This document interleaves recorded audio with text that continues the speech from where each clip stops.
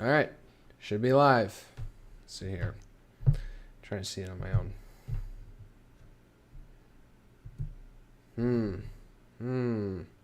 Is that working? Who knows? Just want to show it here.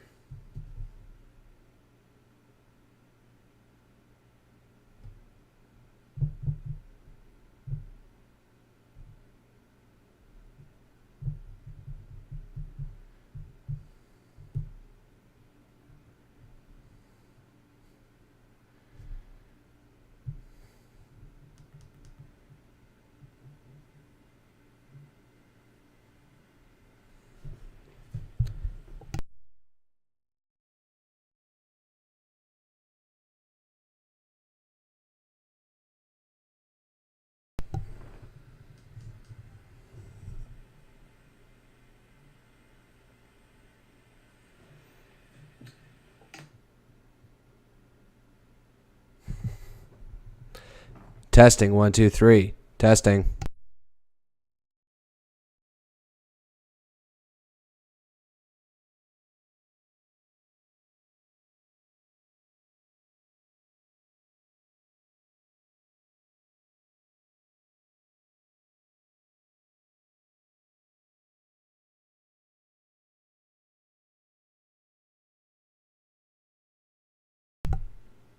All right, now I know what I realize I have a dehumidifier going on in the background. Let me go turn it off. All right.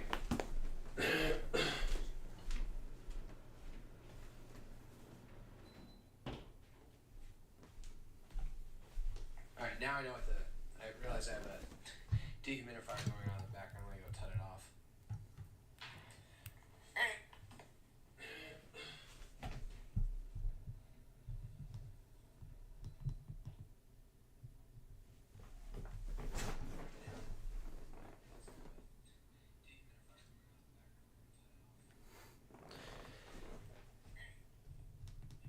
And as you can hear, you heard my iPad repeating what I just said. All right.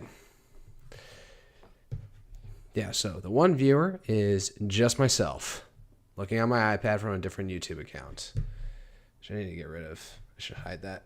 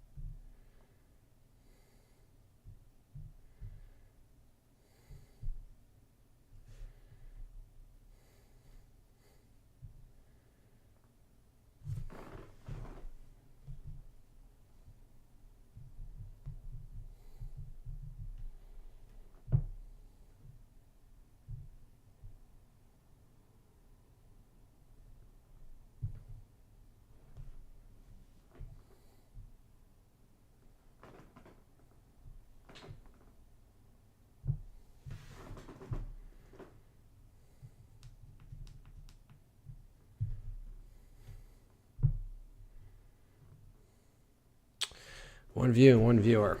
All right, well. So, I wanted to play, as you can see here, Skald against the Black Priory. What even is a Priory anyways? Because I want to do some dark fantasy, because I am a person prone to negative emotionality, and the dark and grittier parts of life are what interest me most, even though they happen to be the most depressing. Ask Grok, what is a Priory?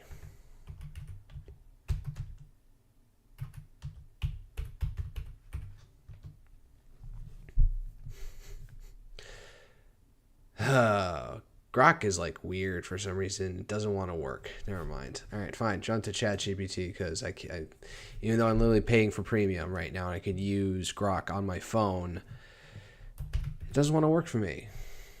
All right, ChatGPT, what is a Priory? Priory is a type of religious house or community often associated with monks or nuns that is part of a larger religious organization such as a monastery. It is typically a smaller institution than a full-fledged monastery, but still serves a similar function. Priories were historically part of Christian monasticism, particularly within the Catholic Church and the community.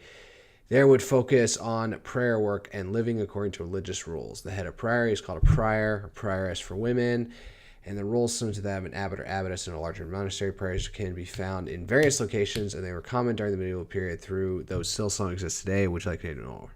Now I don't need to know more, so interesting to know. So against the black priory, so I guess black does not connotate something good. Look at this artwork. This is actually like a more detailed artwork and the more pixelated art that you'll find for the game.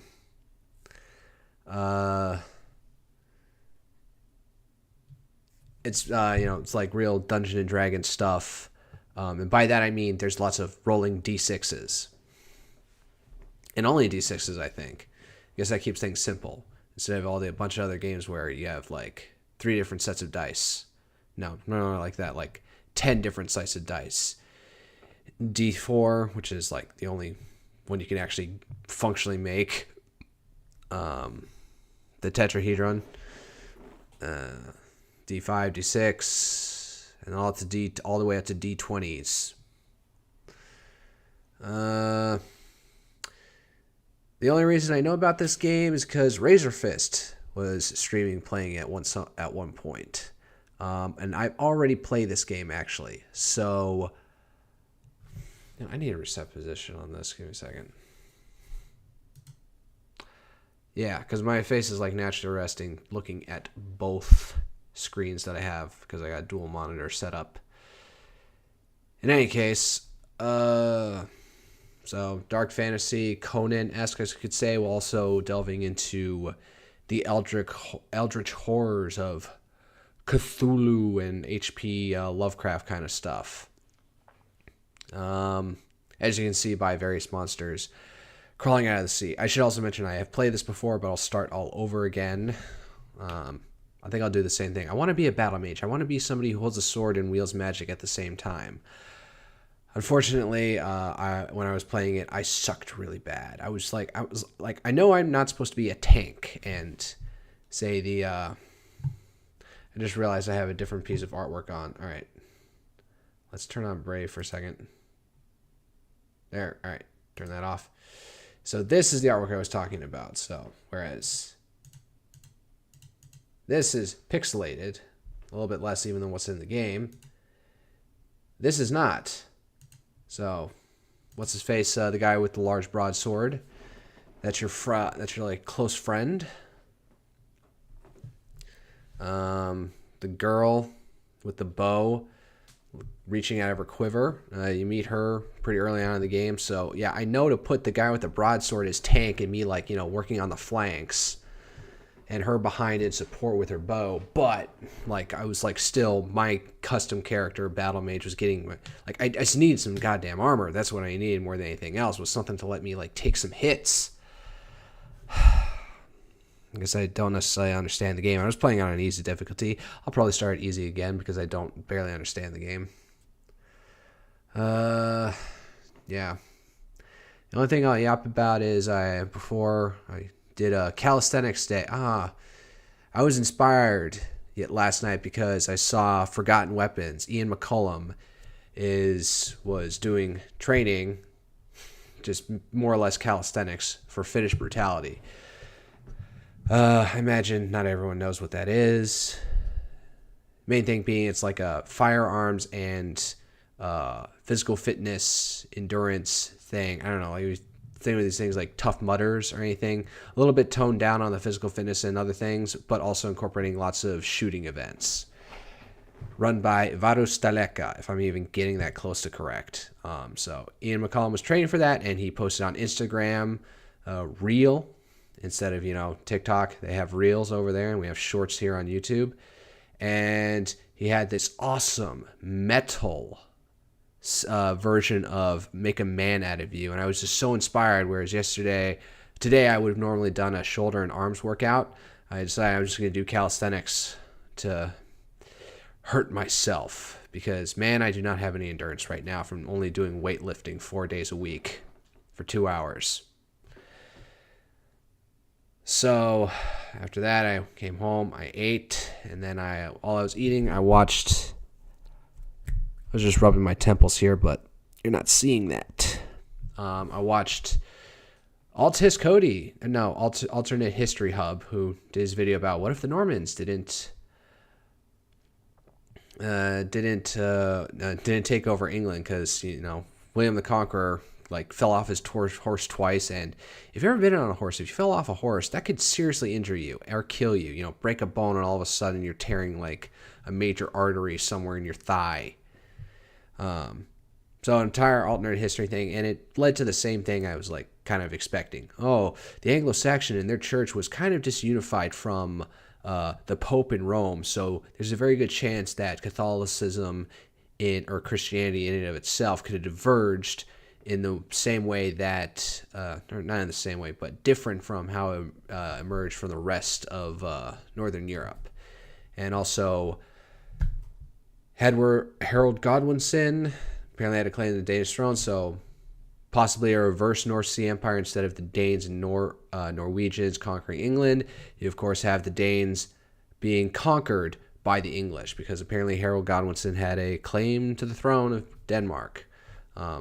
So, yeah, something more like a more consolidated North Sea Empire with its own flair of Christianity, loosely associated to the Pope, but not always following them, which we kind of had that with insular Catholicism. If you don't know that, that's basically the Catholicism practiced by the Irish in Ireland in medieval times, which was really disconnected from the greater Latin papacy-controlled church of mainland Europe and England.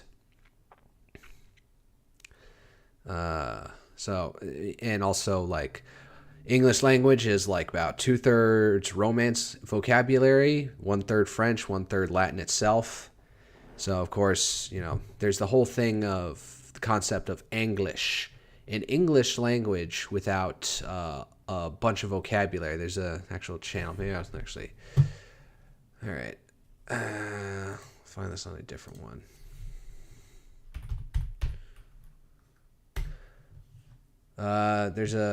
So English, an entire language based all around reducing the vocabulary you use from other languages. Now that's just vocabulary wise, whereas grammar and syntax stuff could have changed a lot without the French, because what happens generally defined is with creolization process is that when you have two languages that are forced to live alongside one another, they tend to end up simplifying the grammar of it, the grammar and syntax. So you lose your cases, you lose your declensions in the verbs, and things get a lot simpler so that you don't have to remember 15 different tables worth of data for each different word, and ever so often weird special cases for each word. And let's see here. All right. Bring this over. Yeah, English Times. This gentleman here. Oh, man, you are... Man. Runs it. He's got a bunch of shorts. So, let me see if this even works.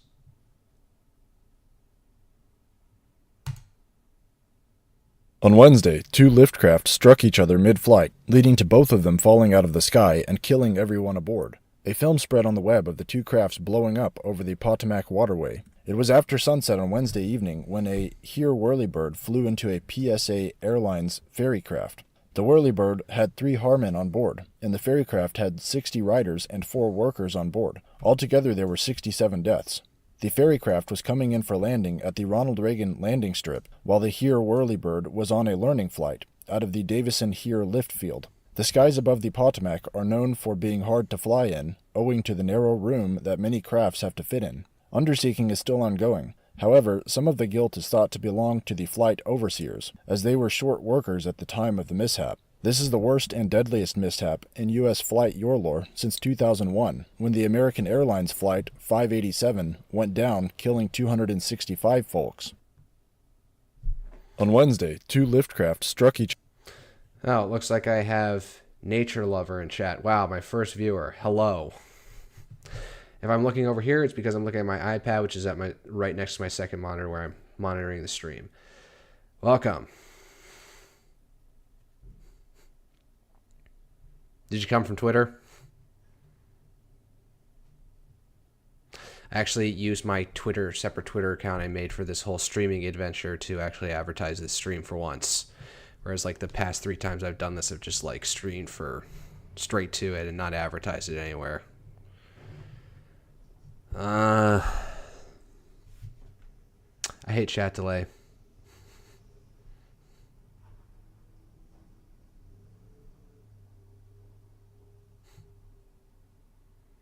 Probably should get used to using hashtags in descriptions and stuff for my YouTube streams. Might get it some actual like traction somewhere.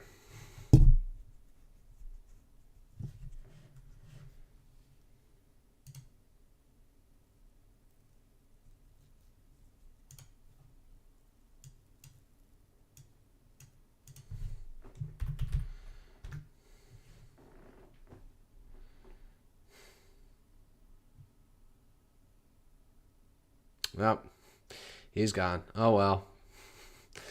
One viewer showed up, said hey, and went away. All right. Actually, let me see if I can. Oh, I can't manage broadcast anymore.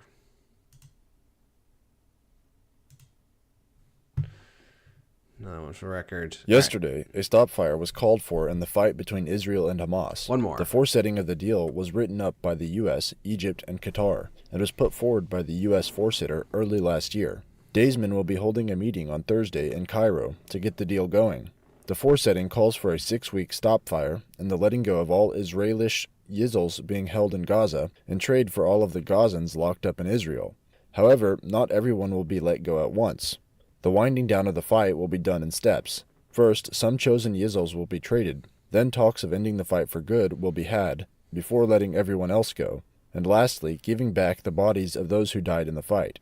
Fighting between Israel and Gaza has been ongoing without much of a break since October 7th of 2023, when Hamas infared Israel in a furly strike. Since then, tens of thousands of folks have died amid the fighting. If this stop fire goes well, the fighting may not start back up again.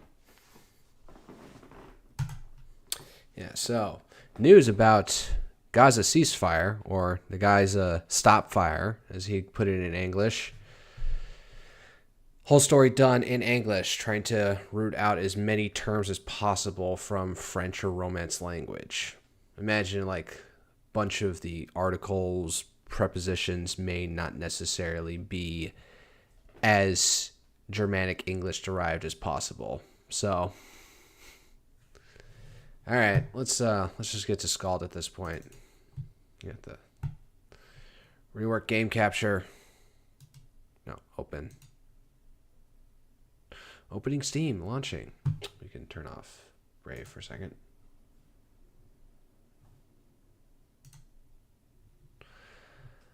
I just realized that I'm probably going to need to turn this into settings. Display.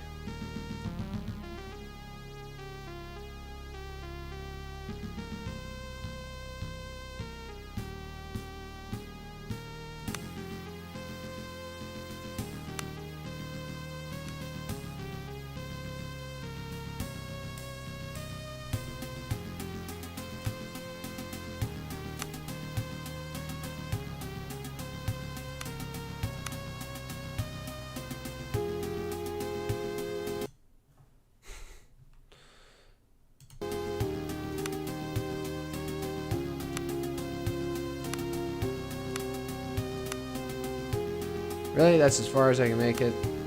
Okay.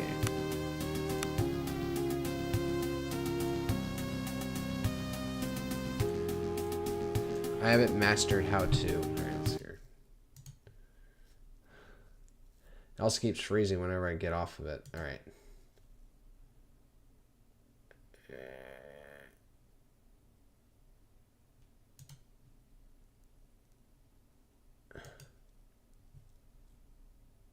No.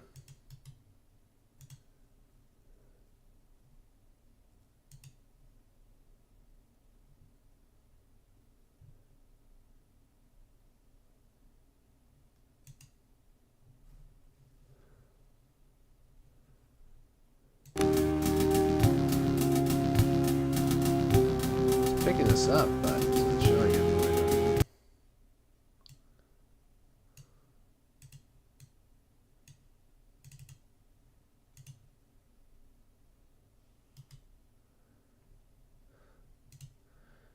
Fine, just redo it.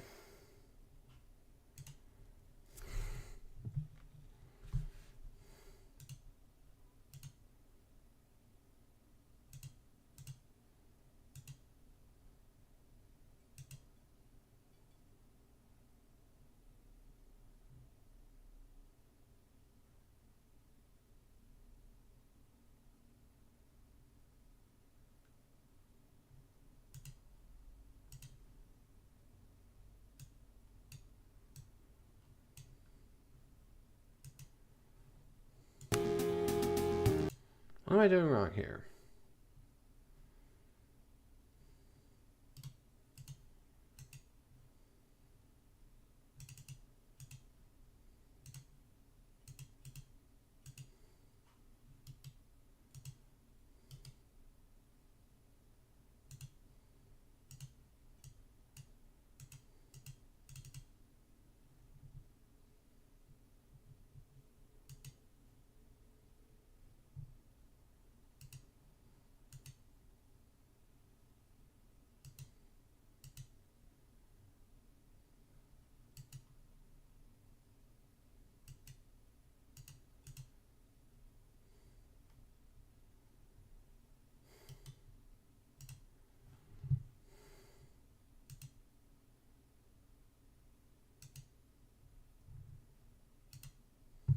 All right, well.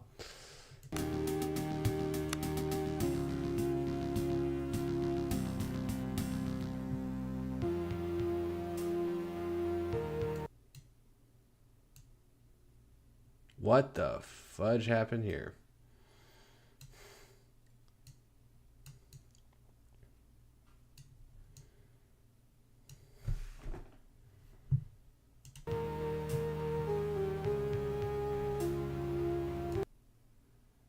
Oh.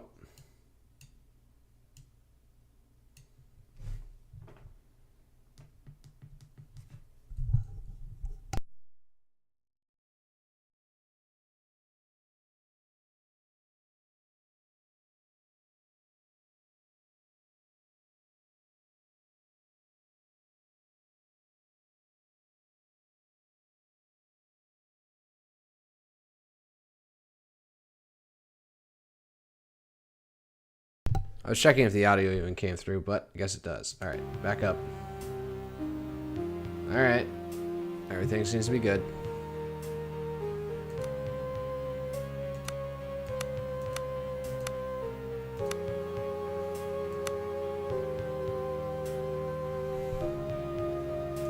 All right, new game. Description font 3.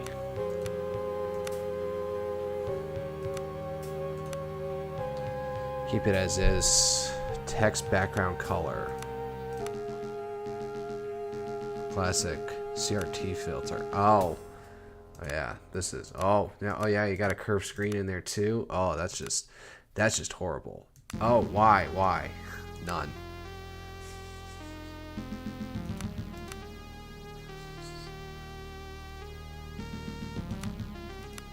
This does feel like it smooths shit a little bit better. Like it blurs shit so it looks a little bit better. Why don't we run with it? I'm gonna do this. You can still see a slight curvature at the edge of the screen.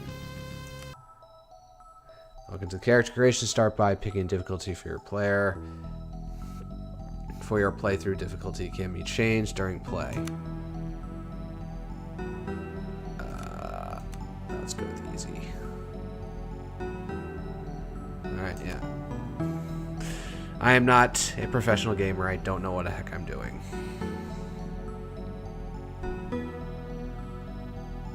Select a class.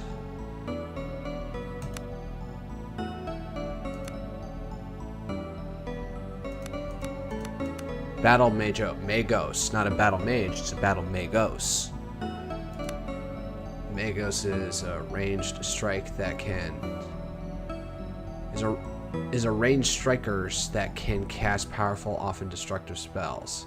So I'm supposed to fire newer. He's specializing in destructive spells of the Fire Magic School, even though the Fire Magic School attribute magic. The value of this attribute indicates spell tier of Fire Magic spells. All right. Unlike other magi, they also get access to a few basic combat-related feats and may wear light armor. The main attribute for this class is intellect. May wear light armor. May use light weapons of the type blade, club, and blow. Guild Magos is a spellcaster who can develop all the different arcane spell schools fully. This comes from the cost of having absolutely no combat-related feats. Champion is a cleric who excels in the use of blades and armor while still hauling limited spellcasting abilities. Cleric. I don't want to be a priest though.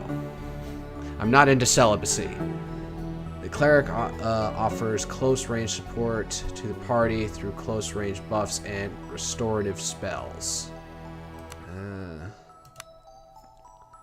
Buffs and restorative spells. You class is presence, the character's ability to read and react to the surrounding environment and people. Start. May use any armor, may use all weapons of type blade and club. Maybe I'm misreading what I want to be here. Hero Fan is cleric who can develop all the different divine spell schools fully. This comes at the cost of having absolutely no combat related feats. Not interesting. Hospitaller. Another cleric, which is the frontline healer, armed and armored. They can stand their ground against overwhelming foes while also getting access to the highest tiers of body magic school. Officer is skilled who serves as a force multiplier through their tactical skills, issuing orders across the battlefield, and they vastly improve the performance of their fellow party members. May have to use strength. Ranger. So Arm Master is also warrior. Bard. Decent combat skills and high maneuverability through the use of arcane magic. Presence, Battle Magos, specializing in destructive spells of the Fire Magic School. Unlike other magi, they also get access to few basic combat-related feats. Blaze and armor while still having limited divine spell casting abilities, which is presence. Now I'm going to commit to Battle Magos.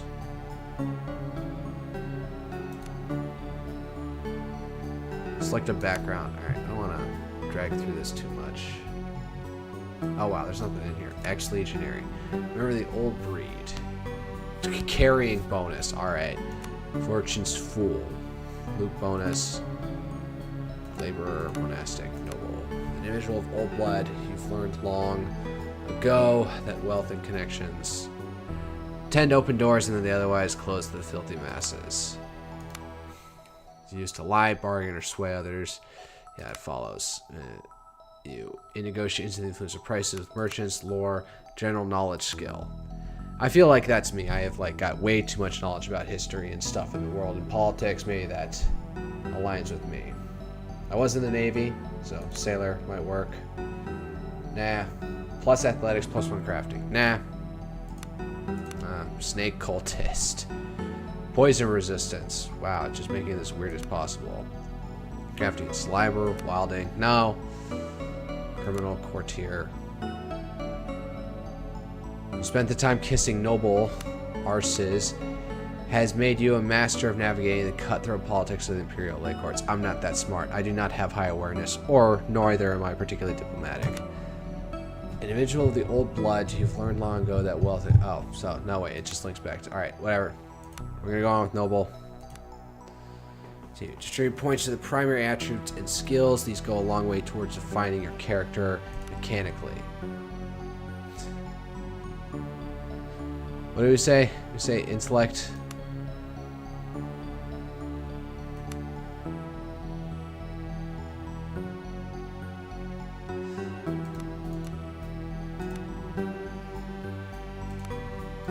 Oh shit, I can't go back. Alright, fine. We'll just do, yeah. Alright, new game. Continue. Easy.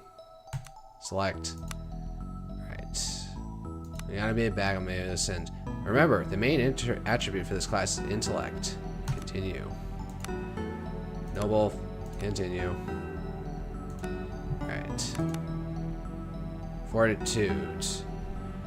This opportunity includes crafting and lore. I don't feel. Oh. Awareness, diplomacy. This influences vitality, wound, survival, and toughness. Wait, no, wait, what did I see here? Oh no, I had intellect when it was selected. Alright. Character's ability to read and react to the environment around them. Agility, coordination, stealth, thievery, crit chance, initiative, range to hit. Alright, so keep that low. Intellect is high. I had to sacrifice something.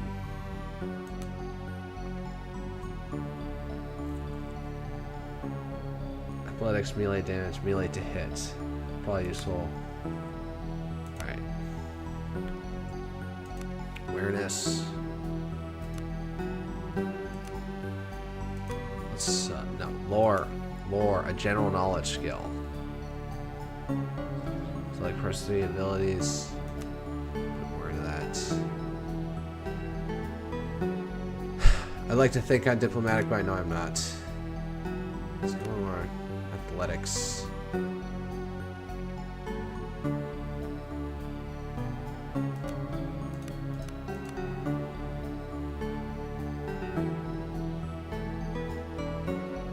Do I really need healing? Used in camp to increase the rate of wound recovery for wounded characters. It also influences the amount of vitality gained from healing potions and is used in dialogue tests when dealing with medical issues and such. Let's leave that as is. Crafting. Awareness. Let's give myself another one. I like balance. That's my problem. I like balance. And I know there's like a whole meta about dumping stats and being super terrible at one thing to really max out something. But I like playing balance. And hey, we're on easy, so let me engage my proclivities. Touched by a reticulum, increase spell aptitude, increase lore, increase spell burn, increase lore, increase attunement. Alright. Now I want this and I want fire. Alright. Yep, that's it. I'll boost myself later in touched by the reticulum. That just sounds like a dirty word. Reticulum sounds close to, yeah, it sounds too close to rectum. That's the problem. It sounds way too close to rectum. That's it. My childlike brain cannot overhear that. Alright. Continue. Pick 2 fire magic school, 1 spell. Aura of flame. It won't even tell me what oh, black click. Targets all opponents and allies in the aura target area. It deals 4 to 8 magical damage. Huh. Fists targets any opponent or ally adjustment to the casters, deals plus magical aptitude. Score is added to the numerical value of spells, such as the amount of damage, vitality healed. Fire Warrior targets the character themselves, adds conditions fortified strength, lesser frenzy.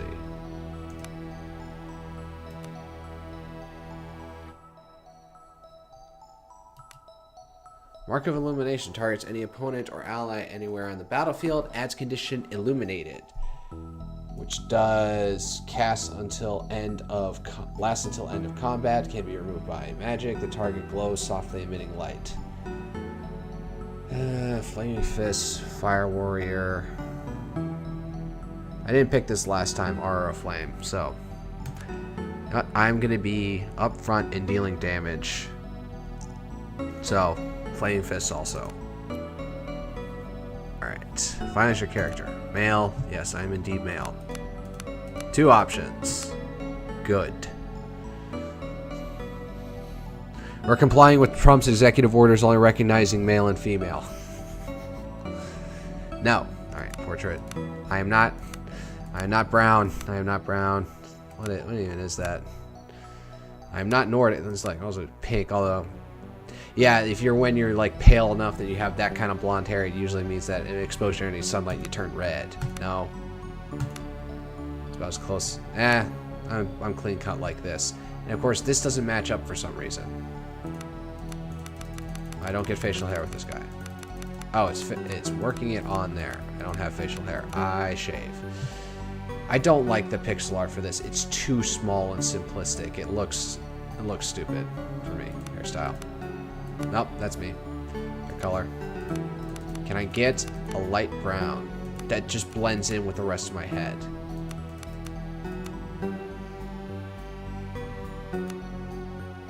Nah, that's darker. I like that. My hair's dark brown. Skin tone. No. Oh, there's two. There's dark and light. Alright. Main color. There's no orange. Orange is my favorite color. That one just makes me look naked. Let's go with the bright, obnoxious blue. Black pants for contrast. Green coat.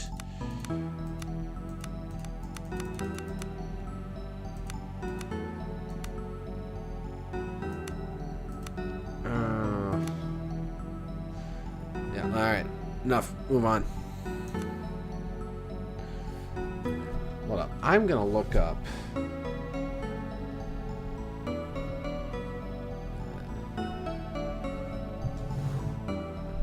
I'm gonna look up an Old English name. Give this a good feel here.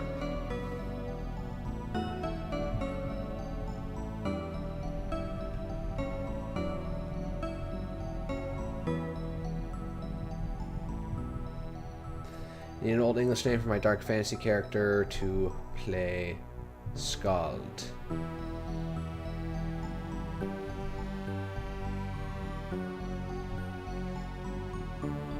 Afstan, Bjornwolf, Kenhelm, Dunstan. Dunstan, that's it, Dunstan. We're gonna run with that. Prologue. On the wind-dark raging seas of the Outer Isles, a lone caravel struggles against the winds and waves and towers in an accursed island of Idra. The moan of creaking timers and the tang of preserved fish. Your eyes slowly adjust to the darkness of the ship's dimly lit hold. Suddenly, something strikes the hull and the ship rocks violently. Your heart begins to pound as a feeling of unease grows in your stomach. Sorry, I was checking chat for 1 second. Rise well rested and ready to go. Get up, mouth dry and head pounding. Rouse yourself from deep meditation. Nope, that's me. I suck in the morning. You get to your feet and become aware of agitated voices shouting up on deck. Something is not right. You should make your way up and get bearing on the situation. Be on your way. Alright, WASD. Man.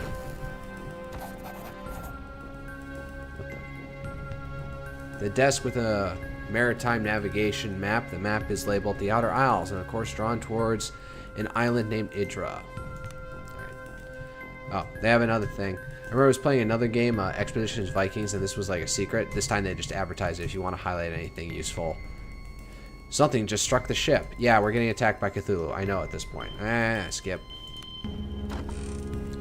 Light club and dagger. Loot. Let's equip something.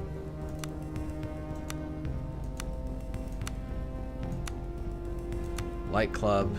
Piercing. I'm gonna go with the dagger. I want a sword. I want a light sword. That's all I want.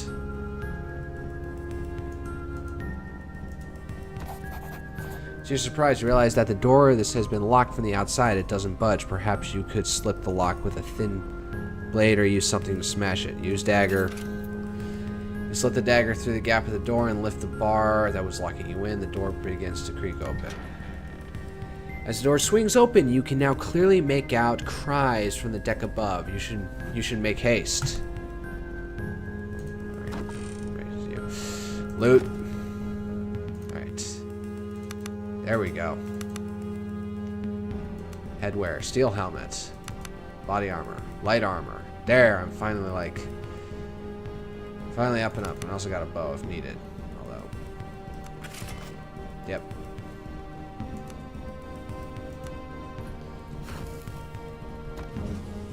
Oh, this is there's stealth mechanics in this game, so that's probably useful as turning off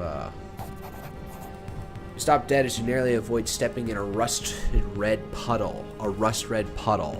The stench of blood fills your nostrils, and as you look around in the dim light, the hold, you realize that someone or something fought their life here. The same moment the thought hits you, a hiss sounds from the shadows. Giant mutinous rats. You can already tell. You squint towards the shadows. A hunched, feral-looking form slowly slinks forwards. Disgustingly human-like hands, yellow fangs, and a grotesquely dexterous pink tail, leaving no doubt to the creature's rodent nature. Yeah, you saw it coming. Though as it emerges from the shadows, it becomes abundantly clear that what may have started life as a common ship rat has now grown into something else that has no right to exist. Yes, the just sheer eldritch Lovecraftian horror that is absorbing this entire campaign. Turn rats into monsters. A second hiss sounds behind you, and the abominations lunge at you. Oh boy. Yeah, skip. Alright, I remember how to do some of this. Alright, be bold. Oh, well, they're coming at me. Alright, well, one of you is gonna fucking burn.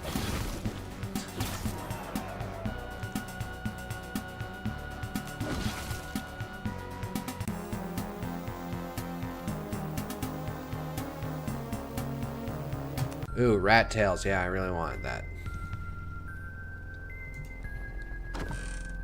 Potatoes. You have contracted a disease from your fight with the rats. You may see conditions affecting you by the character. Yeah, so poisoned.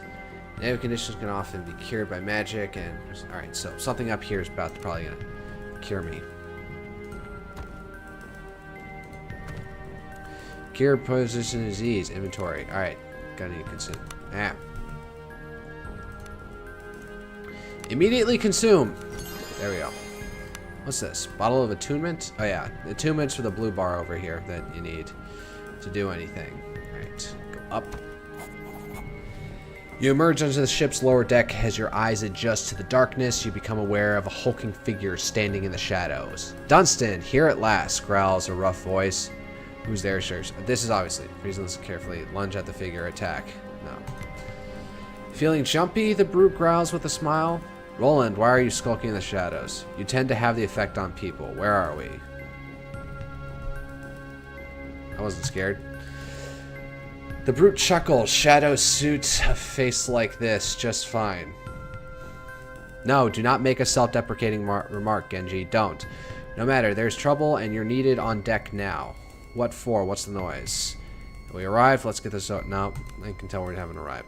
The island is in sight, but the damn guilders refuse to land. They want to turn back. If we turn back, we lose our shot at the girl. Did they say why? Only superstitious builds. They claim that they saw something in the water. Oh, something's knocking us, so something's there. But like at this point, get to land.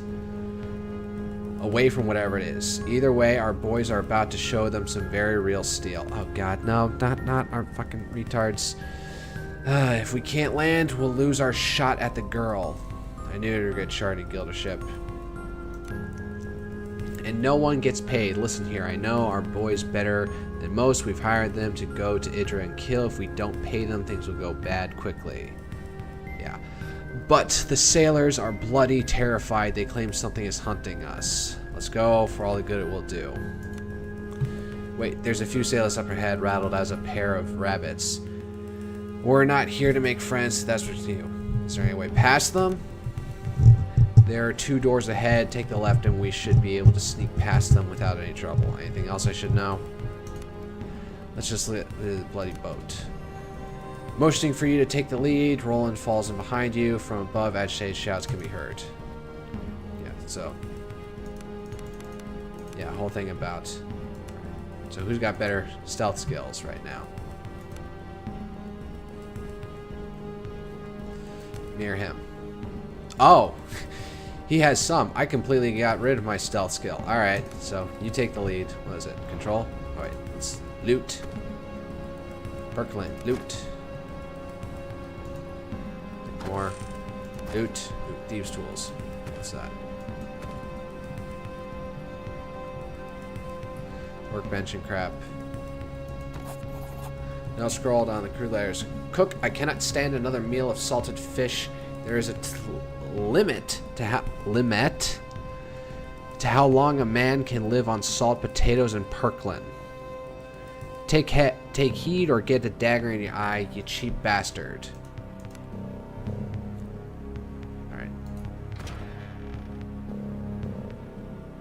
Yeah.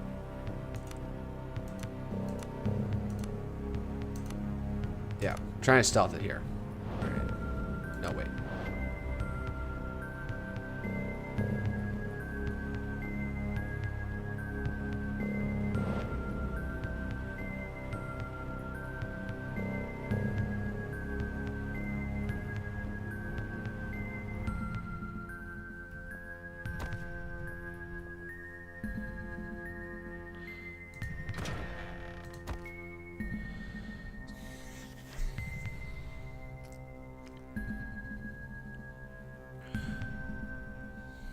Athletics versus. Oh, we're gonna force this. Oh, yeah, well, they heard us. The sailors stare at you wide-eyed and terrified. Dead Emperors is coming for us, it whispers to me. It whispers to me. One of them draws a weapon and is shaking hands. Get away from me. Diplomacy 10. Calm yourselves. You're guild sailors. Alright, let's try. Success! Alright, I'm on easy difficulty. The men stop dead in their tracks, seemingly shocked back from their momentary lapse of sanity by your words. The pair blinks towards you in a moment of indecision and then stumbles up to the main deck, and tumult seems to be taking place there. Wow. Alright. What's in here? Salt. Take that.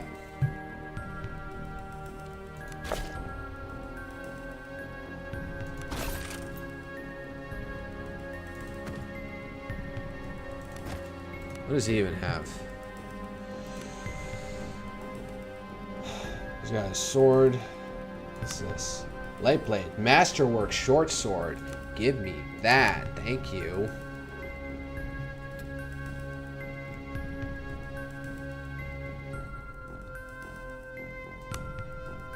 Buckler shield. Small round shield to be worn on the forearm. And I got a shield too now too. Man, I am ripping and ready to go.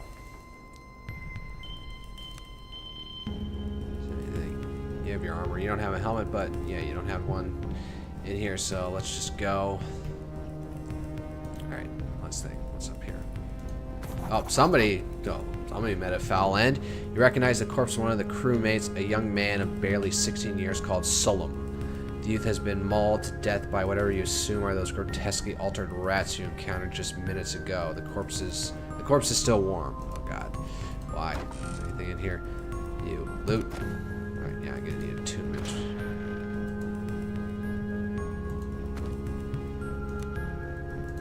Oh wait, man, that was what's this? Read.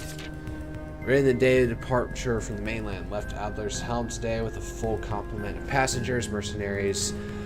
By the looks of it, paid well. Ship was dispatched by guild before it could fully restock medical supplies. Hopefully we won't need them. Then again, our passengers make me uneasy. Written 5 days ago. Brawl in the mess, had a set nose. Men seen on edge, can't say blame them. Have been sleeping poorly and dreams are unsound. Written 4 days ago. Egan came to me today with a bite wound that he sustained whilst working in the hold. Didn't see creature and would say it was a rat bite if it weren't for the size and some aspect of the detention that I find hard to explain properly. Written 2 days ago. Was visited today by Navigator Aslan.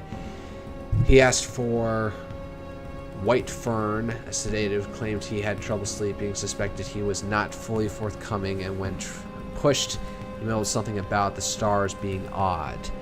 Not sure what he meant, and he left before I could push him further.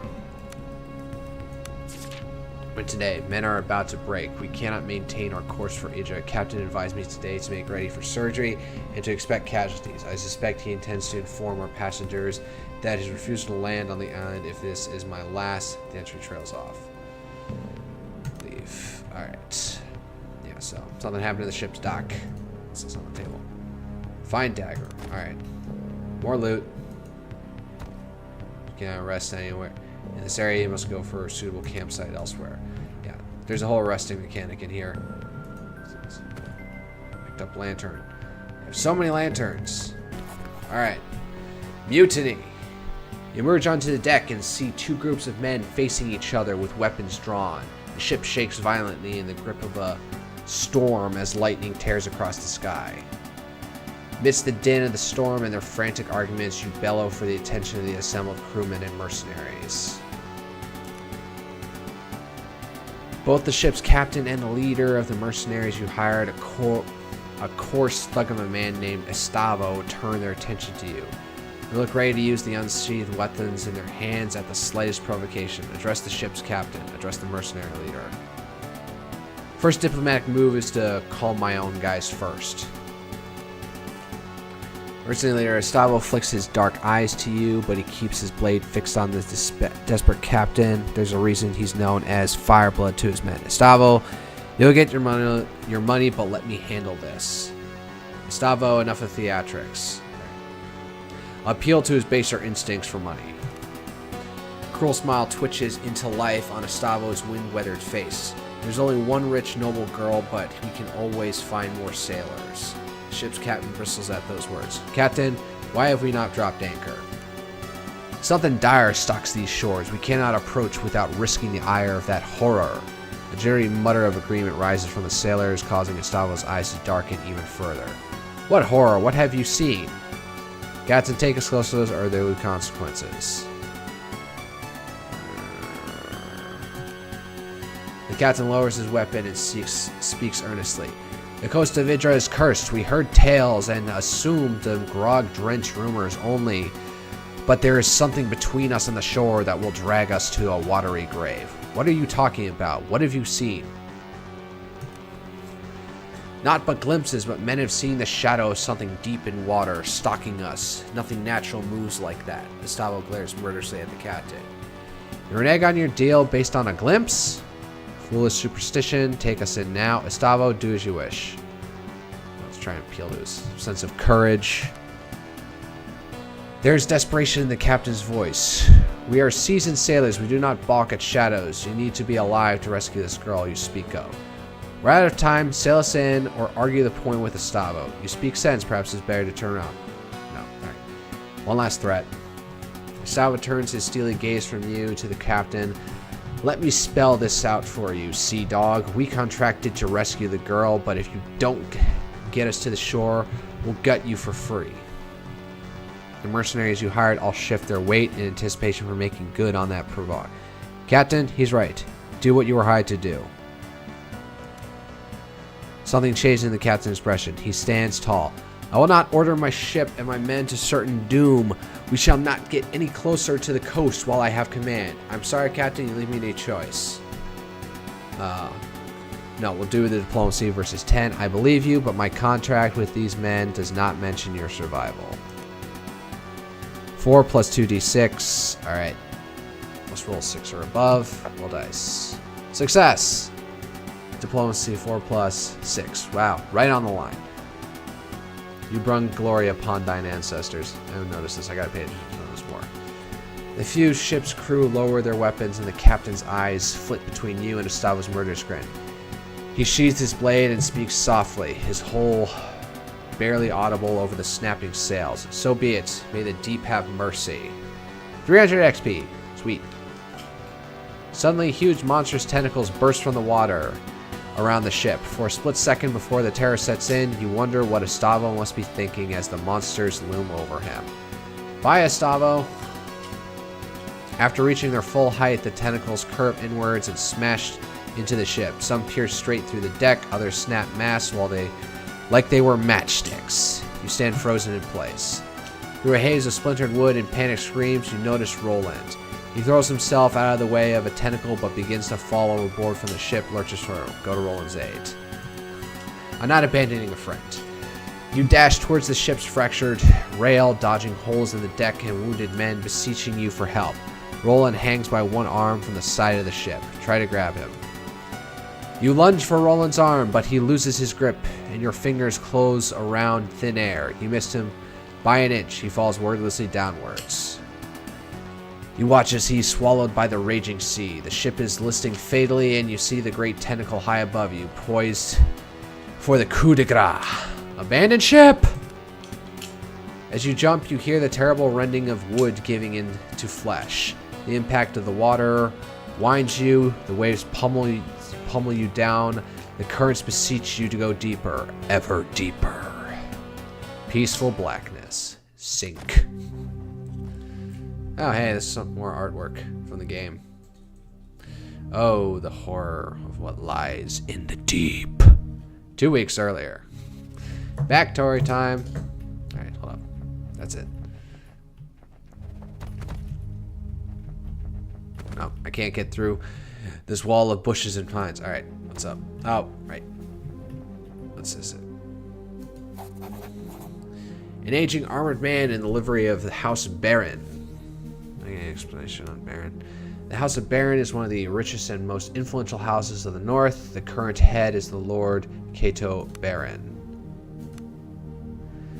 Stands and scowls at you. Eyes like coal peer out from a craggy face, fringed top and bottom with wild white hair. Return his challenging stare.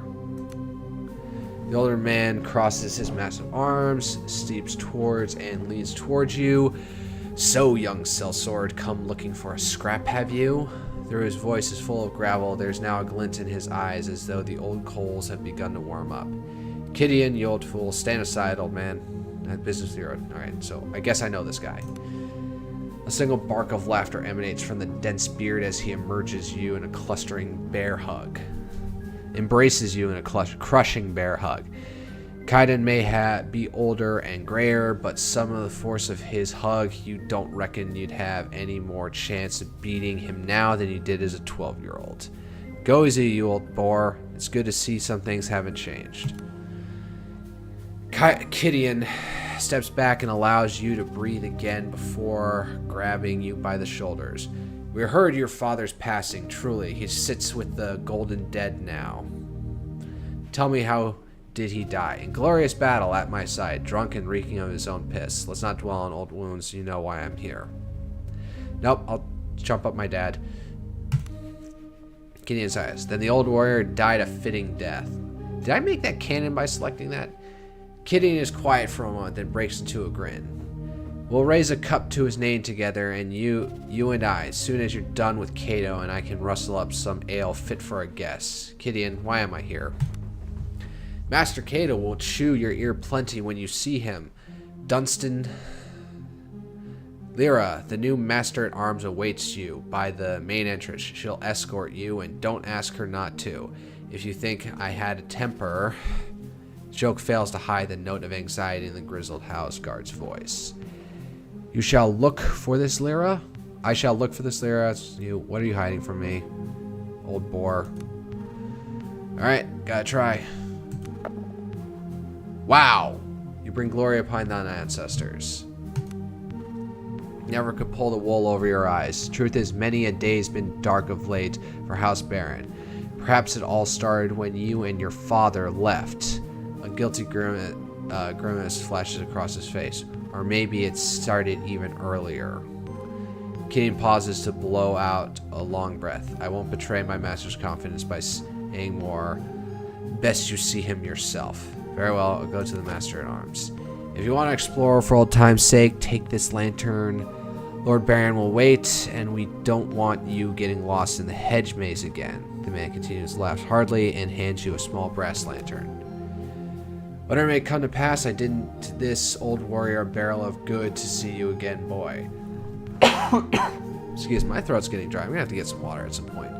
The old man slaps you on the shoulder, in parting, almost knocking you off balance. He then seems to remember something as he leans in conspiratorially.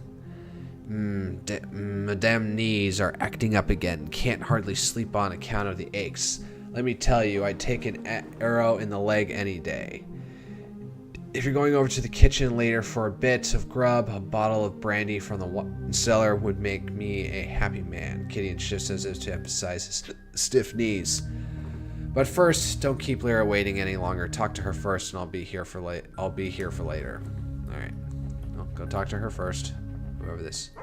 Woof.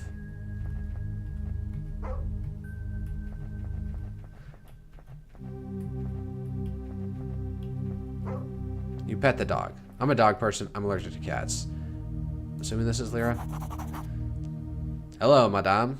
A woman stands before you in the main entrance of the villa. Her posture speaks of a graceful, coiled power, that of a dueling ace. No doubt she is the new master at arms for House Baron. As you approach, she offers a quick, neat bow, just low enough to be respectful. Greetings, Dunstan. Master Cato welcomes you back to House Baron. The master is eager to meet with you and is ready at your leisure. However, if you wish to refresh yourself first, he suggests you visit the kitchen for some good food and perhaps walk in the grounds and gardens. I do not want to sit very well. I shall explore a bit. Why have I been summoned? That is for the master himself to answer, and he will soon enough. For now, though, please get some food and look around. I'm sure old Gideon would be happy to see you if you've talked to him already. Very well. Excellent, though I'm sure you still know your way around the grounds. The kitchen is in the building to the east, and the garden hedge maze is to the west. Come back and check with me once you've stretched your legs. Do I have anything on me? I don't. Alright, hedge maze. Hedge maze. What's the... Oh yeah, T for lantern. Hedge maze. It's really not that complicated.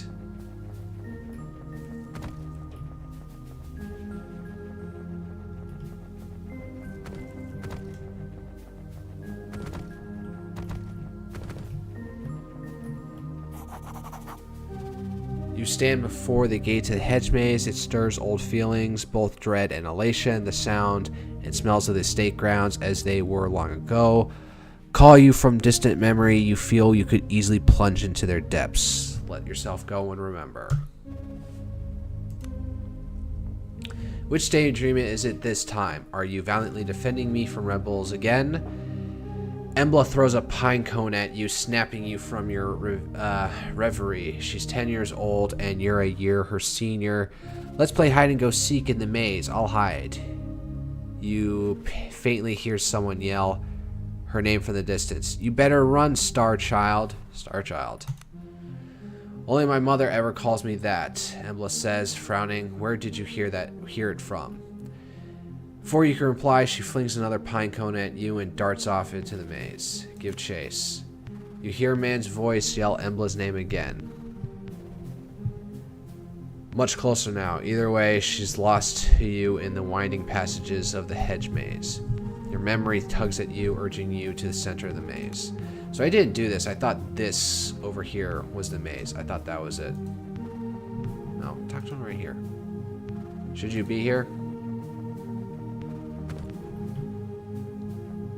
Yes, I should be here. Fuck off, you.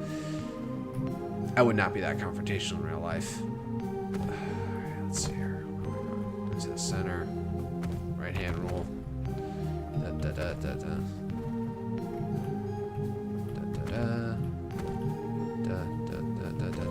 Right hand rule, right hand rule.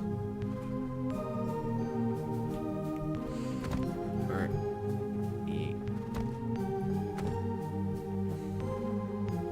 Alright, let's start again. Over here. Explore this area. No. Up here. I say, who's that? I'm quite lost. Well, the game's not letting me guide you out, so sucks to be you.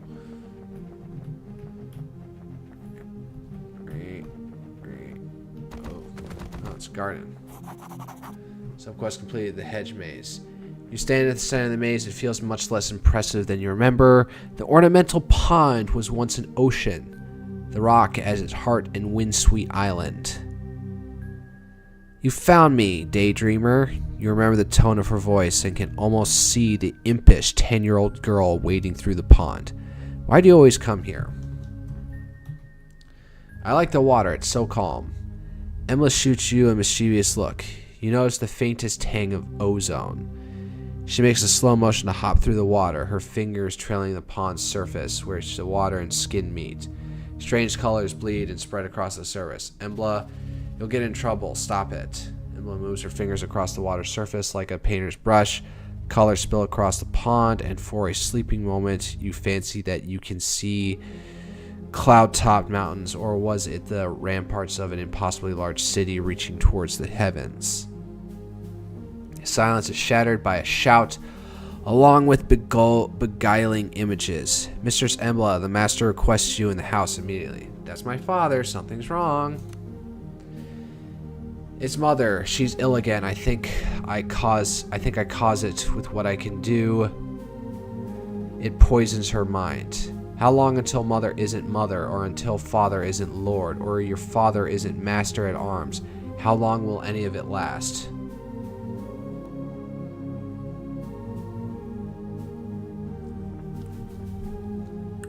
Why are you talking like this? I don't know. No one does. Everything falls apart in the end. Do you ever feel like everything is a lie? Like there's a veil that covers everything, but in some parts thin enough to see through? Emma starts at your father's steps breathily. Starts as your father steps breathily into the enclosed garden. He's red-faced from exertion and anger. Young lady, you can't run off like this. The whole estate is looking for you. Your mother is ill and needs you now. Say nothing. Your father shoots you a stern glance. I'll deal with you later. Embla says nothing as your father grabs her by the arm and hauls her past you back to the house. She doesn't meet your eyes as you pass. Finding yourself back to the present, a chill has crept into your bones. You best move on. Alright, so I guess I was friend with...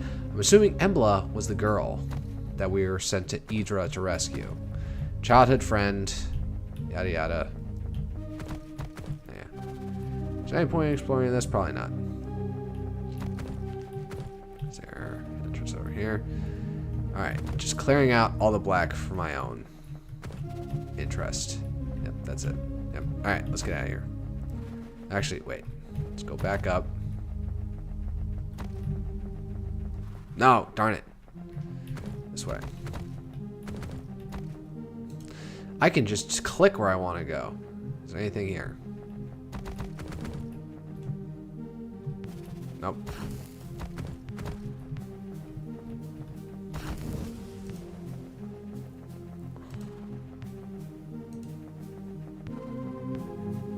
No, I want to go here. Why maze when you can just pathfind with clicking?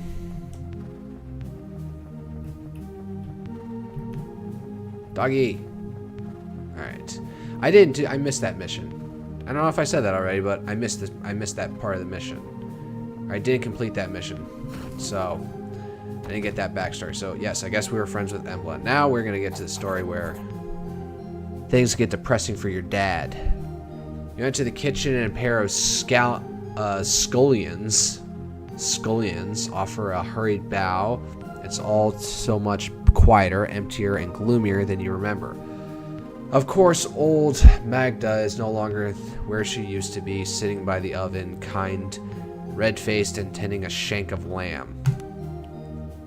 You remember the matronly woman as she sat, humming to herself, pouring fat over the roasting meat. Child, come here, will you? Magda was always a beacon of kindness in a childhood where such qualities were few and far between. Well, put out some chapstick. Few and far between. Go to Magda. Magda clasps you gently with her tubby hand. Have you eaten yet? Before you can answer, she produces a small bundle of treats from her apron and hands it to you. As son to the master at arms for the great house baron, you did not go wanting material, at least. Thank you. Magda looks at you with the kind eyes as you pick at the bundle. He's here again, down in the cellar. He's not so good. He's here again, down in the cellar. Not so good, my child. Sleeping now, but it would be best if you got him to bed afore his men see him like this again. The knot in your stomach is as real now as it was when you were 12. I'll go get him. Don't worry, he won't make a fuss. He just needs time. You'll know, Dunstan, deep wounds take a long while to heal. Sometimes they never heal. The old woman turns back to her meat and resumes her meandering humming. The sound of a man clearing his throat snaps you back out of your reminiscing. May I help you, my lord? The man in the chef's outfit offers in a hoarse voice. Leave. Who's this? You. The chef offers a short bow and tired, insincere smile. I'm Chef Armand, and my humble kitchen is your disposal, my lord. Sadly, I was told of your arrival only minutes ago, and my oven must be fired up again. You must be famished. Indeed I am. My suggesting this thusly, whilst I stoke the fire, you run down in the pantry and fetch some cured ham and cheddar cheese. I will then teach you how to cook my renowned melted cheese sandwiching, and you shall never want for an evening meal for as long as you live. Very well. Splendid. The pantry west of the wine cellar, and the cheese is kept in the northernmost room. Return when you have cured ham and cheddar, and I shall provide bread and instructions how to venture forth into the underworld. Now, venture forth into the underworld. Where's the cellar? Conan asked me to fetch him a bottle of brandy. Ha! That old wretch, too cowardly to come himself, so he sends you instead. The brandy will be the end of him, I say. Then again, whom I deny the old man his few pleasures. You'll find a crate of fire Goremian brandy. Fine Goremian brandy in the northeast corner of the wine cellar. Man, my ability to read just slowly is decayed over the years. Continue. Chef Armand wanders back and forth tending the fire and keeping the kitchen tidy. He has the gait of a man who has been on his feet for too many hours. Alright, go get it. That's it over there, I can tell. Oh, that was up there. Lantern, loot. I got so many lanterns at this point. Empty bottles litter the floor of this room. You chuckle to yourself as you imagine the kitchen staff in their wine tasting sessions. No doubt much revelry has taken place here. Then a cool gust of air from the passage to the north. The wine cellar lies that way, and you can almost hear faint sobbing. Ghosts, no doubt. Alright. What's up here? Gripped by a long hidden memory, upon entering this part of the cellar, you sealed it away, but in so doing preserved its strength, and now it demands freedom. You can still recall smelling him before you can make out his writhing shape in the dim light of the cellar. Mistress Valeria! That's the name of the love interest from Conan the Barbarian. Open the door! Your father doesn't even notice you in the throes of his intoxicated ramblings. How could they take her? Her chambers were locked from inside. Where is she? Try to shake some sense into him. Your father jolts upright, and the bloodshot whites of his eyes glaring out in the darkness. We found her wandering in the forest outside the state. Mistress Valeria. Help him stand. Haltingly and leaving heavily on you, your father manages to stand. She was never the same. Whatever happened broke her. It was the girl, you know. The seed was planted in Valeria. It was the girl, you know. The seed was planted in Valeria that night, but how could you know? You were but a babe yourself. You help lead the now sobbing man out of the cellar. Stop it, father. Lord Cato trusted me and I failed him, but Valeria was the one to pay the price. Mine broken in that spawn of a child. Your father's voice is seized with fury. Enough. Don't talk back to me, you bastard. What do you know about honor? As much as your harlot mother. Wow, alright. Your father steps away from you, unsteadily, tears streaming down as he contorts his face. Shut up, shut up, shut up. Turn around. Strike the man. You draw a ragged breath and snap out of the memory. Your knuckles white, you're alone in damp cellar and don't particularly feel like dwelling here. Leave. So, as much as I can tell from the story, apparently Valeria, the mother, I'm guessing Embla is like Lord Cato Baron's daughter to Valeria, although I'm picking up from here that Valeria somehow got out of her room, was found wandering in a forest, and everyone assumes that Embla, the daughter, is actually like the spawn of Valeria and something else, someone else. This is all Cthulhu-esque, so I'm gonna say something else. So the cursed child, Embla is a cursed child because she's not born of Lord Cato, or maybe wandering around the forest, cursed her pregnancy or something, or cursed the conception of Embla. Luke. All right, Randy for Kidian. Where am I? Picking up all the ham. What's down here? Nothing. Oh, am I blocked? What the fudge? That's my one way of not cursing.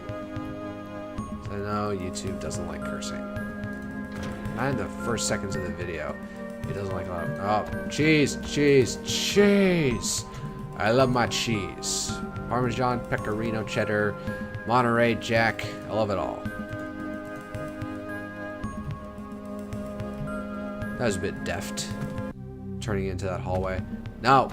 That is another thing about the game. It's a little bit too quick to run from one thing to the next room. Or you trigger things a little bit too easily. Chef Armand wanders back and forth, tending to the fire and keeping the kitchen tidy. He has the gate... Alright, so that. I have the ham and cheese. Perfect. First of all, here's some bread. Now the cauldron is quite empty. We're going to cook in a cauldron. That doesn't make sense. And just warm enough for you to use. Remember, you need both the bread, ham, and cheese to make the perfect sandwich. Now go give it a try and bring the results. So you have it, you leave. Alright. Skip. This is all the instructions, so...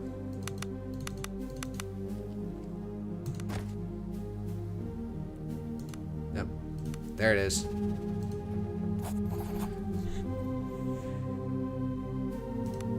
Present the sandwich for inspection. Armand wafts the scent of the grilled sandwich towards his nose. Ah, the crust of the bread, the softness of the cheese, the savoriness of the ham. Perfection. You shall indeed never go hungry in the night. Leave. I remember when I was on my ship, U.S. Navy ship, and they would serve tuna melts, and I didn't usually like them. I would prefer if they had made ham and cheese sandwiches instead. I don't like tuna melts. When was that out? I probably put it out. So yeah, I always love a ham and cheese sandwich, which doesn't make me too different from my dad, because often when he gets home from flying, he flies for United. I probably shouldn't have said that. I'll have to edit that out at some point. He likes to come home and watch his 90s TV shows with a shot of whiskey, and often he'll get some, some prosciutto and some cheese and toast it in a little bread and just call it a night. Alright, so yeah, my liking of a sandwich, a ham and cheese sandwich grilled, runs in the blood, you could say. Alright, lira. I believe that was the currency of Italy at one point, the lira. Your nostalgia appeased, the masters will see you now. Yes, let's go see Cato. Very well, if it pleases you, the master in his office just ahead, and note once you meet with the master, things may move quickly and you may not have another chance to walk free. Yes, I remember the way. I suppose you do, but I'll ask at you nonetheless. A flicker of a smile plays across her face as she beckons you to lead the way. Leave. I'm gonna go get some water real quick to moisturize my throat.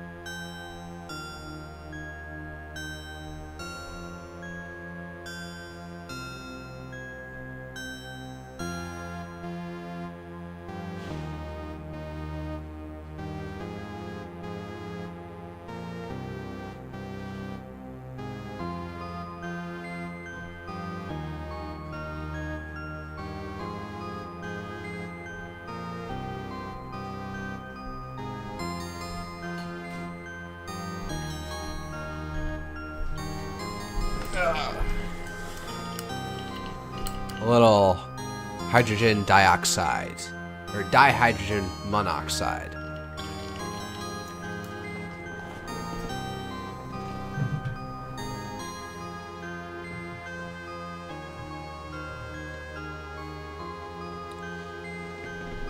Alright, let's get back at this. Is my model reading correctly? I have to look out of the side of my eyes.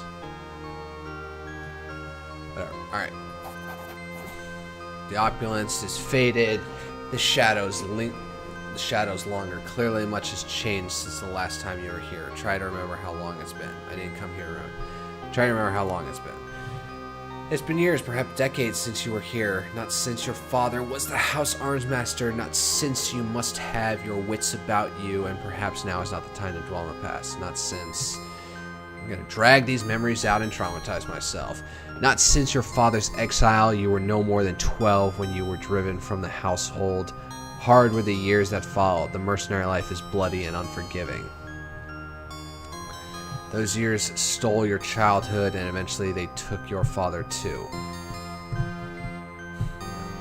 So, father's exile. Did he go into exile himself, or was there a loss of confidence in my father? Shouldn't have that down on the floor. But the father had always insisted to his dying breath that his failure had been his own, that he had gotten the fate he deserved. I can really sympathize with that. I do often feel that I am my own worst enemy, and my lot in life is something I very much brought on myself. Hence why I'm here. The memories are painful nonetheless. Be on your way. Flanking the doorways, the two marble statues, the craftsmanship is stunning, but the sight of the two women depicted fills you with sadness. Examine them. One of them recognizes you as Valeria Baron, the mistress of the house. You remember her as a gray ghost, absent and unwell. The other statue depicts the girl you once knew so well, Embla Baron, daughter to the house, and now a woman grown strong and clear-eyed. Her likeness has none of her mother's cowed timidness. How's Mistress Valeria these days? She's probably dead. How fares Embla? What's up with my love interest for this entire campaign? His eyes flicker ever so slightly. We should hasten to Master Baron. He's long been impatient to see you. But what of Mistress Valeria? The mistress is vacationing in the countryside. Lyra answers curtly. Yeah, inter your relative. There's other things over here, but you can't go in them. Wait, let's open it. Oh wait, I think there's books in here. Yoink.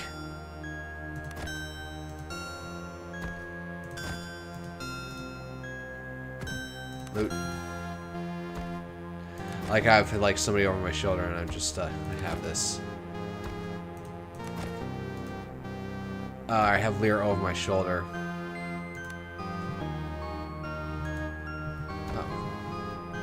It's a map of the Empire, so it's a big archipelago, I guess.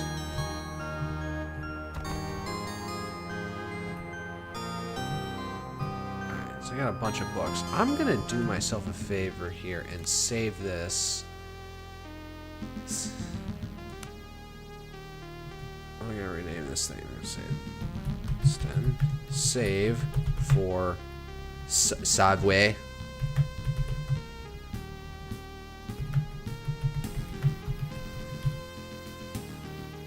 Later save, because I assume all these books are. You need to learn the spell Arcane Shockwave. Requires ranks in one of the following schools: Earth Magic School, Fire Magic School. Learn. Dunstan already knows Aura of Flame. Aura of Flame.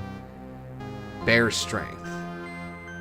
Required ranks in one of the following schools: Tier 1, Body Magic School, Nature Magic School, Spirit Magic School, Air Magic School, Mind Magic School, Body Magic School, Mature Magic School, Fire Magic School, Fire Warrior. Learn.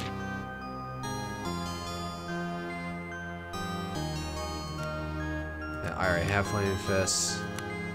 Fortify Will. Requires at least one rank in one of the following attributes. Mind Magic School. Wah! Holy Light. Spirit Magic School. Air Magic School. Spirit Magic School. Earth Magic School. Body Magic School. Air Magic School. Right. Light Weapon Initiate. Touched by the Reticulum. Arcane Spellcasting. Earth, Air. So damn, if I did invest in these, even though my main thing is down here, I could have... So if I had spread these out, I could have eaten up a bunch more spells. Alright, let's see. Let me just finish out if there's anything in here. Spell. Fine. Steel Breath. Air Magic School. Sublime Projection. Mind Magic School. That ain't me. Alright. Well, let me just check this other hallway and then we can get to Kato.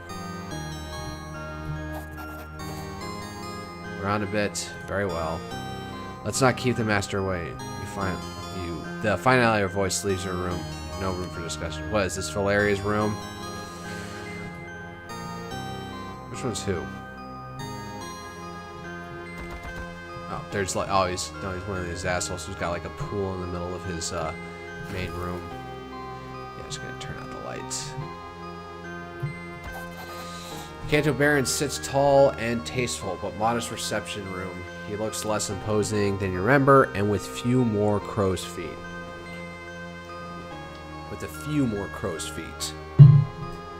Nonetheless, he's lost none of his composure or air of casual authority. You take a seat across the formidable desk from him. This is a study like the rest of the villa, and half-lit, giving a morose cast to its opulence.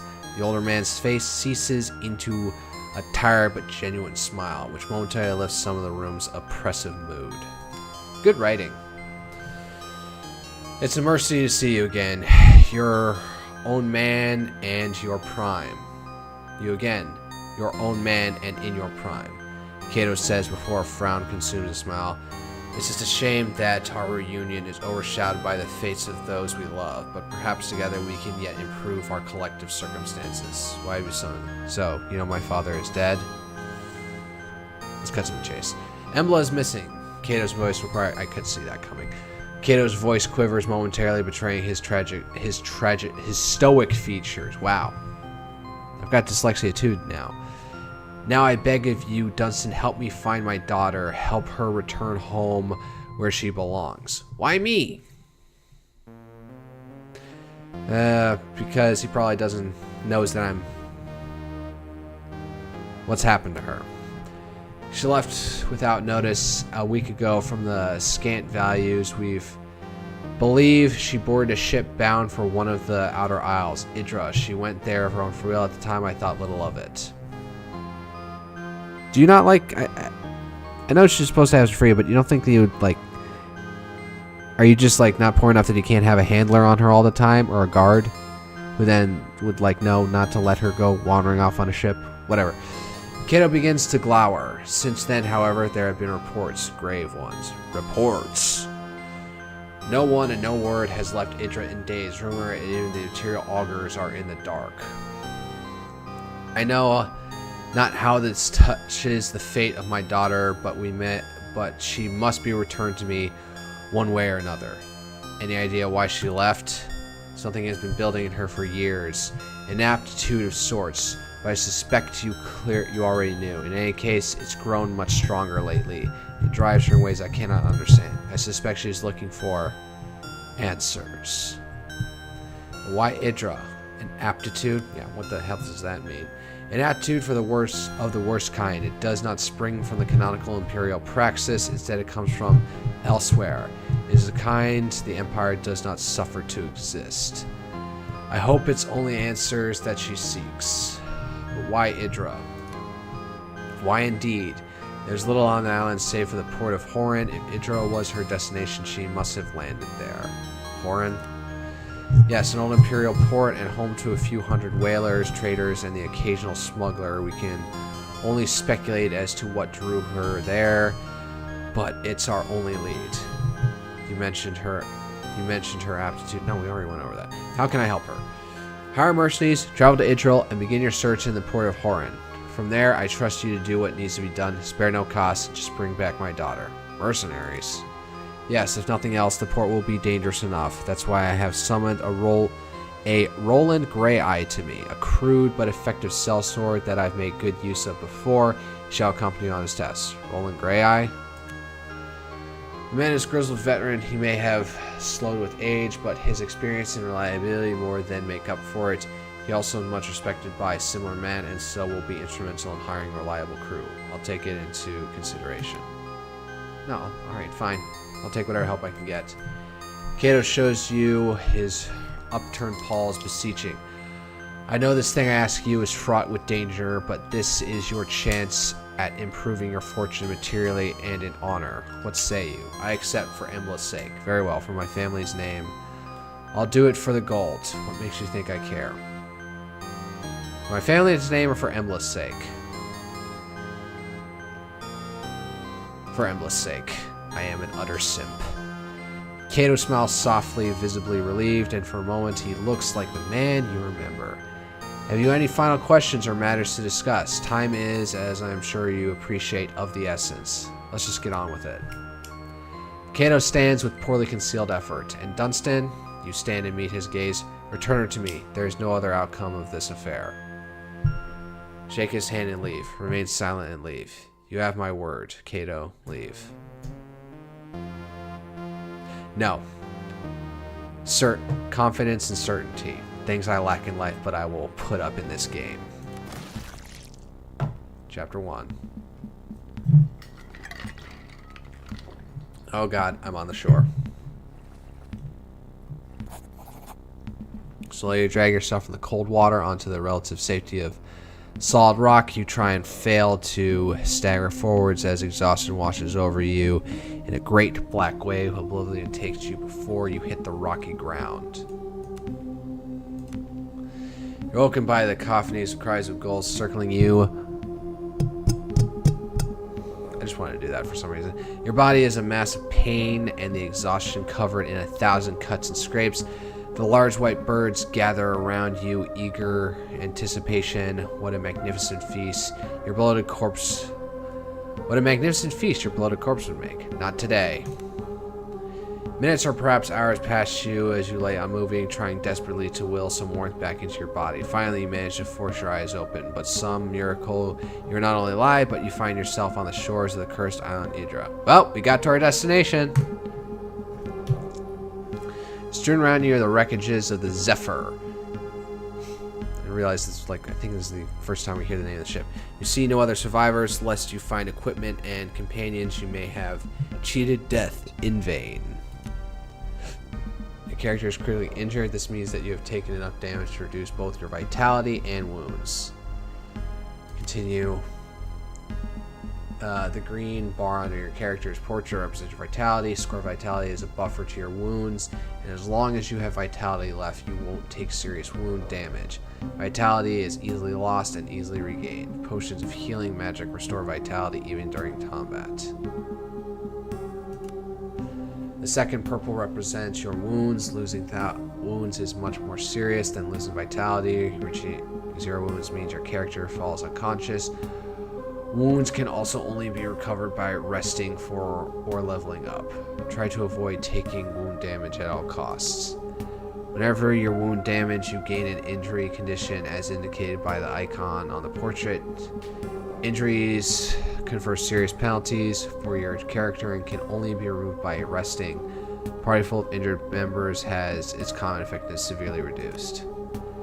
Making camp and resting is the surest way to restore an injured character. Note that resting is not possible in every location, so plan accordingly. You can also rest at inns when you find them. And there's also your attunement for... Right. What's my condition right now? Level 2. Vitality plus 2 vitality plus 4 attunement.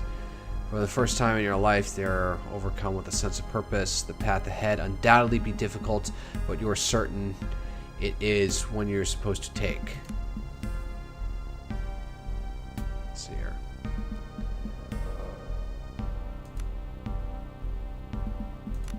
Touched by their particular increased spell aptitude. Alright.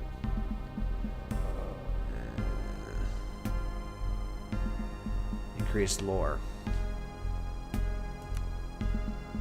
Piercing damage. Alright, yeah. Let's...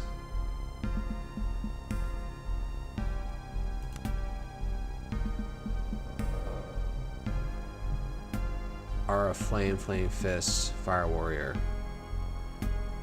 Searing Lash. Nah. Don't wanna...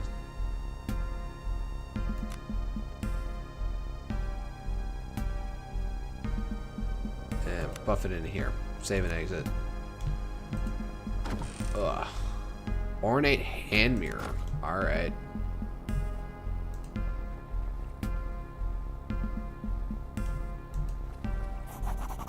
Waiting out of the freezing surf, you lose your footing on the slick stones, fall heavily to the ground.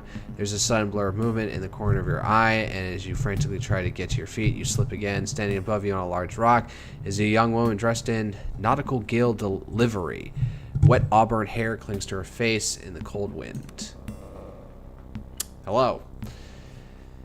Magi's balls. I was sure I was the only one to make it ashore. Magi's balls. What a colloquialism. The woman leaps from the rocks and helps you back to your feet. Looking up and down, she fetches a wineskin from her belt and offers it to you. The skin is nearly empty, save for the last mouthful of brandy. You drink it down greedily, and slowly you feel a modicum of warmth creep into your bones. You recognize the young woman's face now. She must have served on the Zephyr. What's your name? Katiana is my name. The crew calls me Kat, or rather, they did, I suppose. She looks up and down the beach and furrowed brow. Listen, you have to get up. We need to get off this beach before you freeze, or worse. Worse. There's something wrong in this place. You can feel it, like a taste in your mouth. And there are beasts, huge sea creatures I ain't never seen afore. I saw them dragging the dead crewmen into a cave west of here. At least I hope they were dead. Shudders. What do you suggest? We need supplies and shelter first. There might be a salvage to be had among the wreckage on the beach. I also think I spotted the chimney of the house just north of the cliffs. Warm fire and some food would go a long way. Kat offers you her hand and drags you to your feet. She looks pensively towards the west. Also, as I said, there's a cave west of here. I think it crags dragged off most of the corpses there, but what if they're all not dead? Might the other sides like you and me? What's more, there's a chance that one of the officers was carrying a seal when the boat sank. If we can find it, the Nautical Guild would give anything to have it returned to them. Seal. Captain's seal. It's a medal of sorts that is carried on every guild vessel. It's not just for show either. Say the seals are forged by the Magi and that they have a secret powers, but I don't know nothing about that. All I know is that the guild pays well to have one returned if a ship is ever lost. It's always worn by one of the officers, but I don't think the captain had it on him when the fight broke out. Might have been the first mate that was carrying it, and I think he was still alive when the ship sank. So I would say that the cave to the west is where you should start looking. You ready to go? Yes, let's go. I prefer to travel alone. I have some questions first. Yes, let's go. Alright, I don't need... Let's not ask questions. Oh, wow. Did the brandy get rid of all my injuries? Good, I found this bow in the cargo crate and best find you a weapon as soon as possible. I suspect you'll need it before long. Together you begin to move off the beach and towards whatever darkness dwells on the island's interior. Loot. Alright.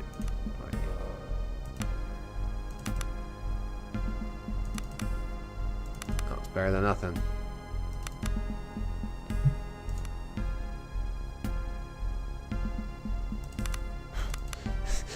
Oh, I just like... I took her clothes off. Oh no, that's so wrong. How many of these do I have? I got 16 of these poor arrows.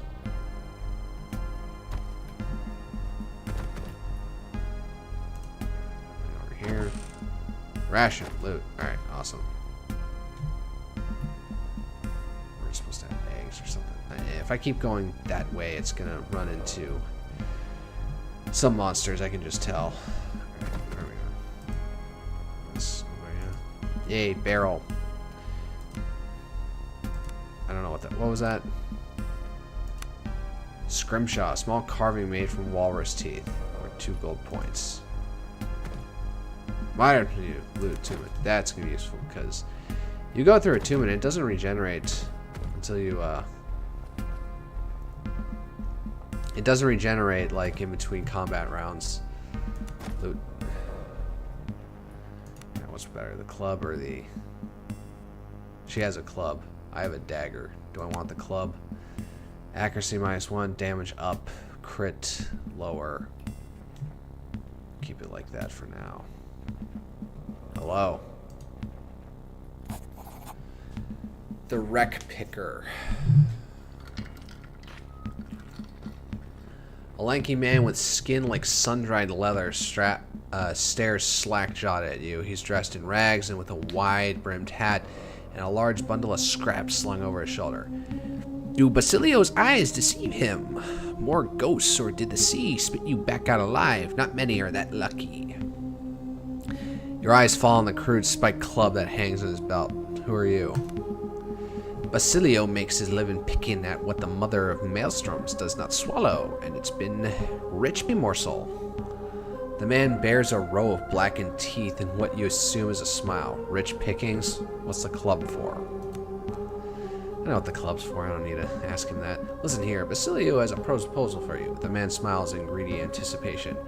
Shore's bursting with bounty today. Man can make a fortune if he sets his mind to it. Better no need for Basilio to risk his hide. You seem fit enough. I've got coin. I'll buy whatever you bring me. Might even have a piece or two to sell if you're interested. Just beware them clippers. Clippers. Oh, nothing went wrong with the stream.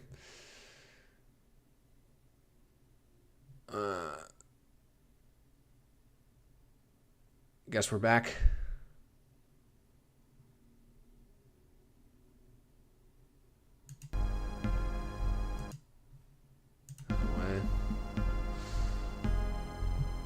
Back. Refresh page. Come on. We're alive. Are we not?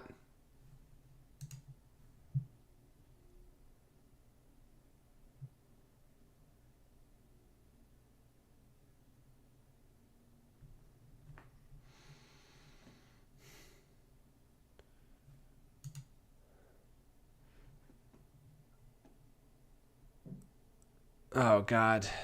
All right. No.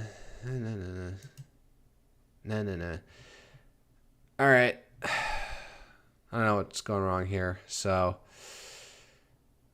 oh, wait. No, I guess it's back. Oh, wait. All right. Nope. It's saved. How long have I been going for? An hour and 43 minutes. Let's get through this beach section. Better yet, no need for Basilio to risk his hide. You seem fit enough. I've got coin. I'll buy whatever you bring me. Might even have a piece or two to sell if you're interested. Just beware them clippers. Clippers? God, what is that?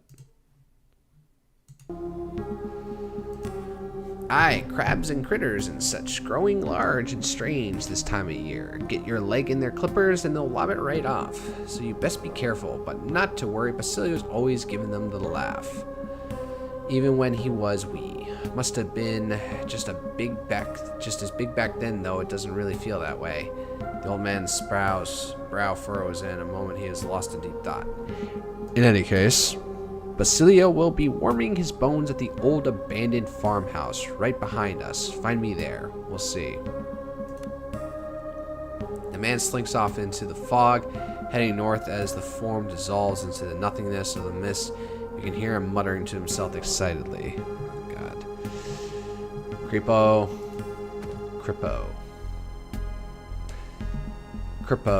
Something I read about in the book Fatherland. Yep, we're going raiding. Updated journal of the abandoned farm. The small farm is overgrown and derelict, and it appears to be abandoned. At one point you muse that this must have been a quaint place, a good spot to raise a family perhaps. Suddenly, as if summoned by some very thoughts, the faint but unmistakable sound of children's laughter is carried on the wind. The sound is oddly distorted with a strange echoing quality, and for some reason it chills you to your bones. The sound is interrupted by a woman's cry of pain or perhaps sorrow. Leave. Wait, no, we're gonna raid the pumpkins. Pumpkin patch.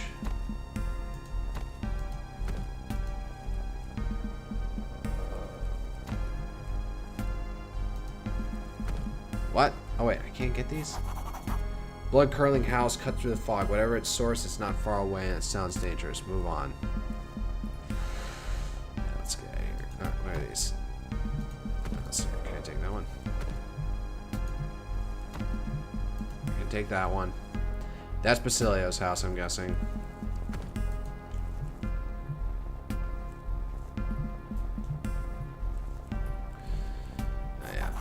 This woman. A woman sits in the grass ahead of you with the well looming over her. She is emaciated, ragged, and covered in grime. How long has she been sitting here? Days, weeks, the rocks back and forth, almost catatonic. Then suddenly you hear it again. The clear sound of playful children's laughter rises from the well. The woman wails. Alright, so haunted kids down the well. Alright, let's talk to her.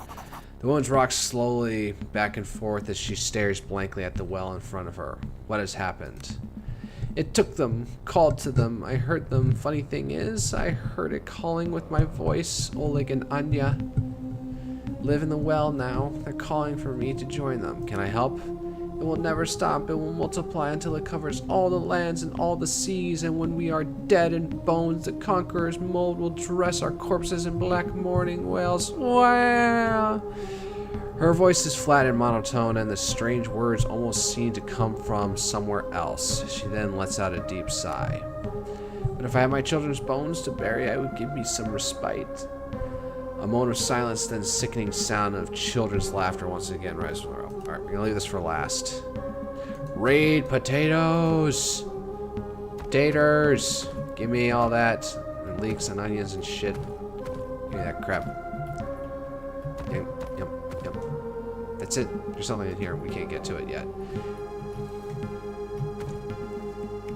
Star spawn. All the carrying stuff. Alright. I want to go in here first for a specific reason. Keep an eye out for beds and inns to rest in a wild adventure. Doing so is superior to sleeping in the wild. Yeah. Continue to manage party and shit. Yeah. Yep. Few casualties, however, and there are some cases where even characters outside your main party may chime in during conversations. So there's a pot where I can make food, and what's that? The chest ahead of you is wet and covered in seaweed. It also looks familiar. Instantly you realize this is your luggage from the Zephyr. It has been stowed too well to get to during the May, but by some miracle it made it to the shore where you must have been salvaged. Better yet, the combination of lock remains sound, meaning the content of the chest is likely still unmolested. You best not getting any ideas with my property, little fishy. Basilio growls as he eyes you specifically. I think you mean my property. What old Mother Maelstrom saw fit to bequeath me, bequeath to me as keeps. Basilio's eyes narrow as he fiddles the strap of his club. Then again, that's not to say I might be willing to make a deal with you. What do you have in mind? Sincerely, this man, a stargazer he is. He came here a few days ago, perched himself on the cliff right over there. Basilio points to the cliff that rises over the beach to the east. Thing is, he was carrying something I can hardly put into words, like a tube with a telescope in it that you use to look at the stars and such. A telescope? Aye, that's what he called it. Old Basilio would love to have it if you can get your way up there to where he made camp. There's meaning in the stars, you see, old wisdom and such. And don't fret, Basilio saw big old fit crowds circling near the camp. I'll bet Basilio's eye that the stargazer's dead and rotting, and his telescope just waiting to be salvaged. I'll see what I can do. Diplomacy 14. I'd rather you just hand my things over, Mother Maelstrom's favor and all. Alright. Need a 10. Damn it. I did this on the last time I got through here. Wow, what you mean? Just cause she made you live? Now you're somehow entitled to Basilio's treasures? Fool, Basilio's the mother's chosen, not you. Now fuck off and get me a telescope if you want a breeding. I'll see what I can do. Alright. I don't need a cook yet. Not that I know how to cook anything decent. Wolves up here. Yep, wolves. Alright.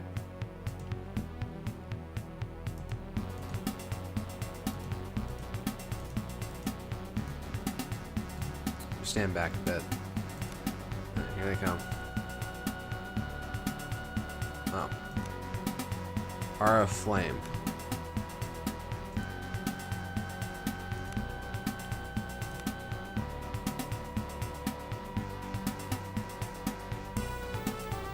Wait, maybe I can move in.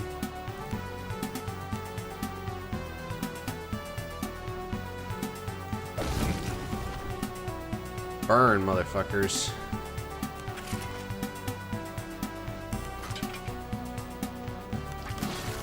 Critical hit.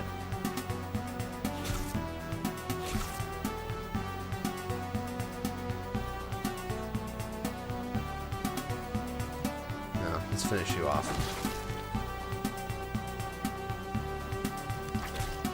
7 piercing damage. Yeah, here am I getting like all the damage. Fuck you.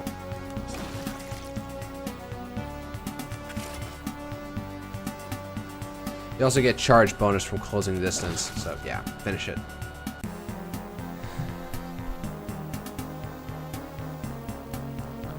Loot. Alright, well, somebody needs... darn, I don't have anything.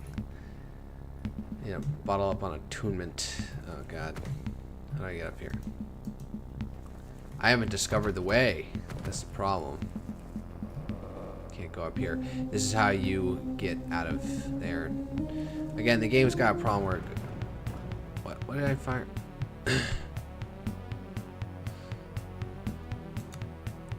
Alright.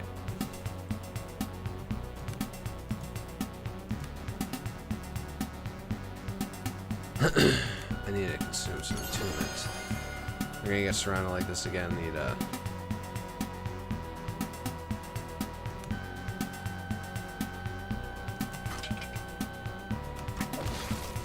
Wow. Alright. Damn, you're good with that bow, girl.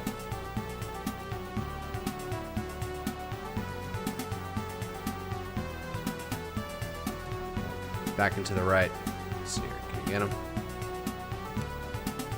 Can't reach target.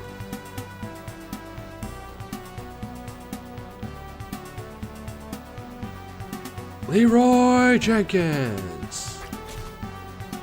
Oh, I didn't get a charge bonus. Fudge. No, save my attunement. I thought there would be more. Alright, I'm going through arrows fast. I only got 16 of them. Probably should be more conservative with them for the time being. Meanwhile, my vitality is shit. So we got body lies broken in the ground, though it's been gnarled for hours. It seems clear that the person fell for a jump from the cliffs above. Fell or jumped from the cliffs above. Nothing on him. Leeks, wild onions. Picked up onion. I'm gonna make some French onion soup. Alright, let's grab this before I forget. Yoink.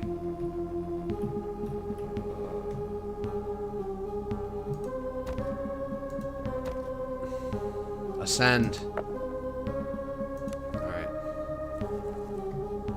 Oh, god damn it. That's not even... I risked that just to go up here when it doesn't even give me anything.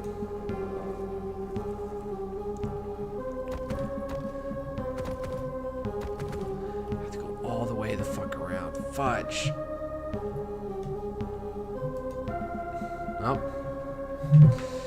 Wobble, wobble, wobble, wobble, wobble, wobble, wobble. Actually, anything over here? Mushrooms? Are they mushrooms? Penny buns. You know what? I'm gonna walk all the way over here so I can see it. There we go. Wobble, wobble, wobble, wobble, wobble, wobble, wobble, wobble, wobble, wobble, wobble, wobble, wobble, wobble, wobble, wobble, wobble, wobble, wobble, wobble.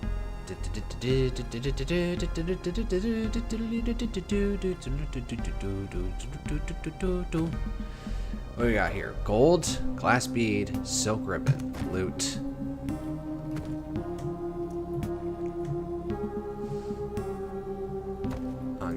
this. I swear that the clippers are going to be over there.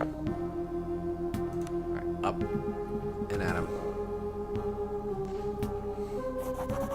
Oh god, the stench of rotting flesh fills your nostrils ahead of you. Grotesquely misshapen crustacean horrors feast greedily on the corpses of the dead crew of the Zephyr. Blasted horrors, Cat spits through her gritted teeth. What manager of force has spawned these creatures? Leave.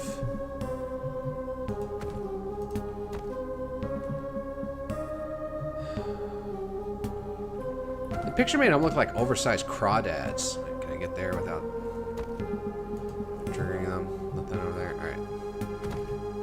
Just see if I can get my shit and hopefully I can fight them instead with the measly shit I have now. Alright, up. Not going in there. We're gonna get that telescope. Not gonna lose our mind looking into it. Let's see here. Standing on the edge of the cliff is a crewman from the Zephyr. Lucky enough, you have made it ashore. The man is swaying and looks in shock. I saw it. By the dead, I just saw it out there. The thing that sunk us, it's still out there. The man begins jabbering incoherently. Well, sounds like we're gonna have a problem leaving the island in the first place. Unless, you know, the plot goes that, oh, we find what's messing with this island in its entirety and then defeat whatever evil it is, and then we're allowed to leave. Thinking of the first, like, Crystal Dynamics Tomb Raider game. You couldn't get out of there. Oh, wait, somebody jumped or fell. Oh, no, it's... Oh, nope. Yep. Oh, this is the astronomer. Finally thought telescope used for astronomical observation. Its lenses are no doubt product of some of the Empire's finest halomancers. Halomancers are Imperial Magi specializing in the crafting of glass. Well, now... And allow stars to be observed. Examine the stars. Examine the sky in general. Take the telescope. You point the telescope skywards, and after a few moments of searching, you find a gap where the stormy skies have parted enough to allow you to examine the stars in the firmament. Lore +5. Examine more closely. A moment of confusion washes over you as you find yourself utterly disoriented by a sky you should know as well as the back of your hand. Somehow the stars you see in the sky are utterly alien to you. The realization leaves that you chilled to your bones. Instinctively you look away from the stars. Look back at the sky.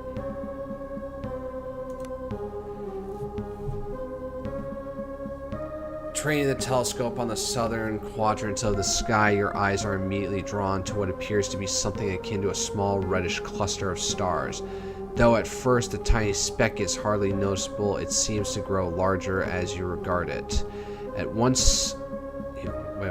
Just a small reddish cluster of stars. Though at first the tiny speck is hardly noticeable, it seems to grow larger as you regard. At once you're struck by a terrible realization that as you're watching it, it is gazing back. Alright.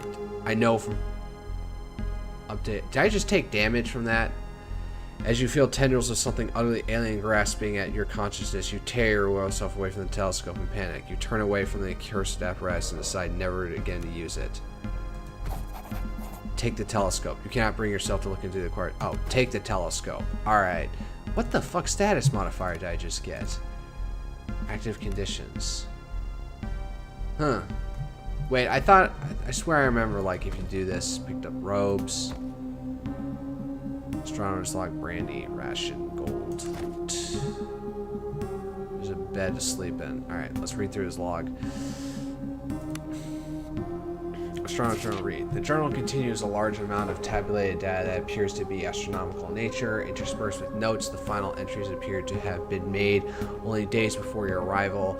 Observed a strange dancing lights in the sky, not unlike those sailors to the far south described near polar regions, yet somehow different colors, indescribable, mesmerizing. For a fleeting moment, I even thought I heard a sound, something between a deep wail and singing. Could not perform observations tonight. Charts or instruments are off, and I cannot make sense of the sky. There are bodies there, bodies that are alien to me. It must be some form of comet storm or some other extraordinary astronomical event that has not been predicted in the imperial charts. They are wrong. I have done the calculations over and over and come to the same conclusion. The stars are wrong. in so many ways as I have observed an alien cluster in the southwestern quadrant. It dawned on me with absolute certainty. I am not watching them. They are watching me. I dread to look again, yet I feel compelled to do so. They beckon me. I am certain that if I look again into the dreadful cluster on the southeastern quadrant, I shall be undone. Yet there are answers there, deeper and more profound than any mortal mind can comprehend. I believe I shall look again. I must.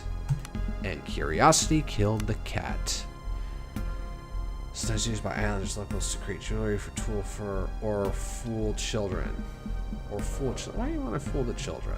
Why you gotta be mean like that? Well, we got it. Alright, let's get out of here. Send. Alright, let's go get on the stupid telescope. Walking into a wall. Yo. There's one who cheated Mother Maelstrom. Stay as long as you like, just don't drink the water in the well. Yeah, I could kind of pick that on. That's right. Where did you get all that coin? I have the telescope. As you hand the telescope over the wreck picker, his eyes light up in not wholly sane manner. Chest yours, little fish. Basilio shoots over his shoulder as he rushes into the yard with a new prize. Oh god, is he gonna go insane himself? Fine dagger. Fuck.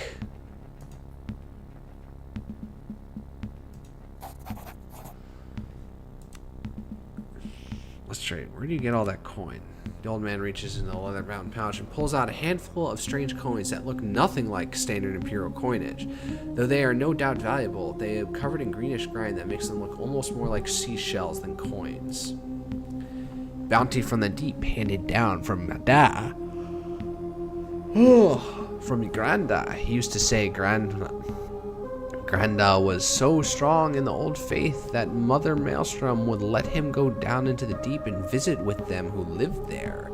He came back with sacks of this, he did. I see. The fireplace casts more glow. Oh, like I was giving this read as if we're still in the building. Let's trade. Where'd you get all that coin? I've chosen a new. Let's trade. Broadsword. How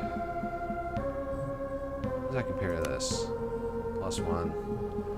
What would I have now? Critical. You can get a 1 to 6 versus 1 to 2.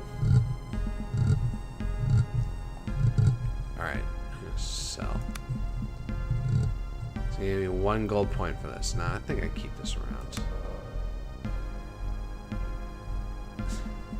Sell. Ornate mirror. Sell. Slink ribbon trinket commonly used for braiding hair. Vendor will pay you. Sell. Sell. I don't need this stupid club. Rags. He's not gonna pay me any for that. Crude club.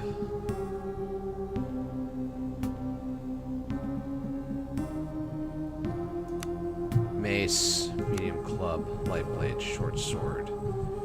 I may want this for later. 40 AP and wants 25 for it. Fudge. Oh, this stuff is like, oh, this stuff is really expensive. God damn. We're just gonna have to rest a lot.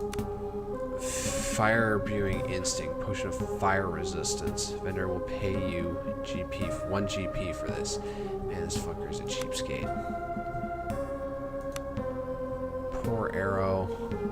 I got 11 left. Let's buy like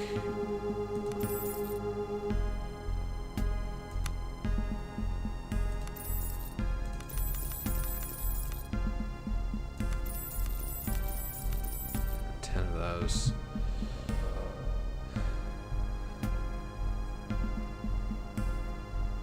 Yep. Leave it at that. Alright, let's go fight some clippers. Do. I want to fight with the dagger for a bit. I've tried fighting with a short sword in when I previously played this. Not too extensively. I barely got to the next area before I decided to start streaming this. Alright. Draw steel. Alright. No, you stay behind. Begin combat.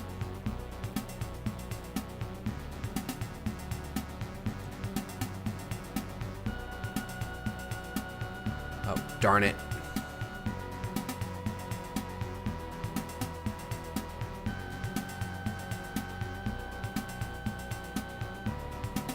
Bucket, fire.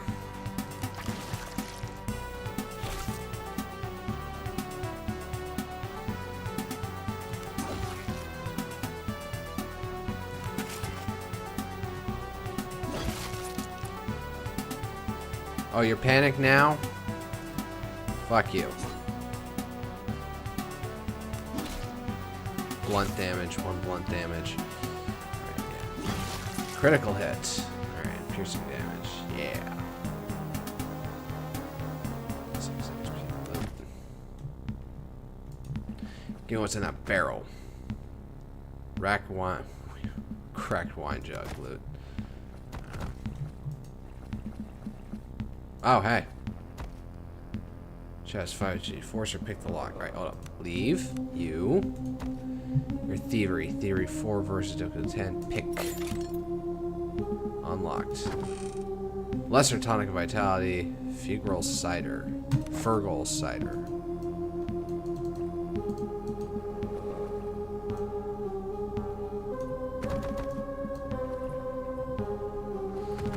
Oh, I think I'm noticing a slight color change in what is water that can be traversed. Anything out here? No. About it.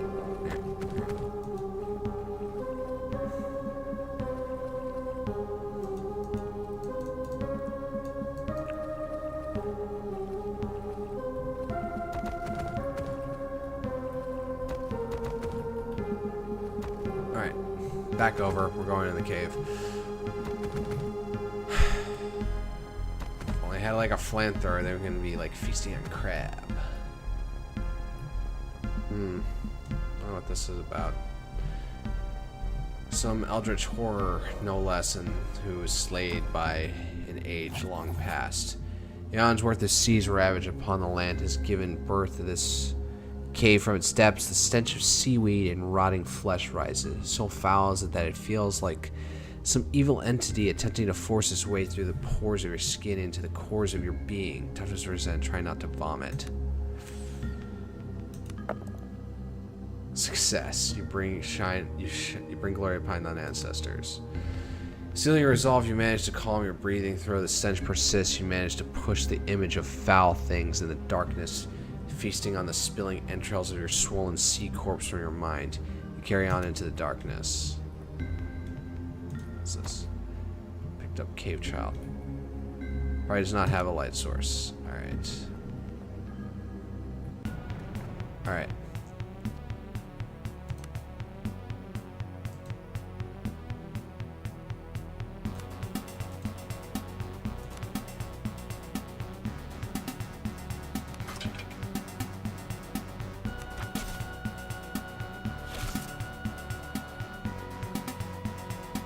Come at me, fuckers. Alright.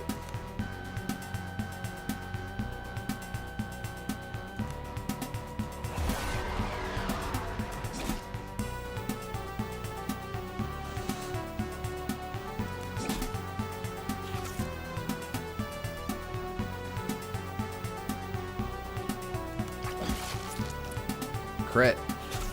Alright, completely surround me, fuckers. Let's go.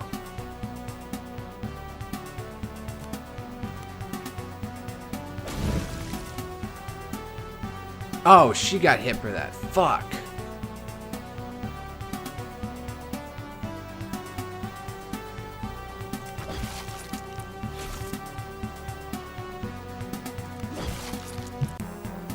Should like wait a turn and have her back off.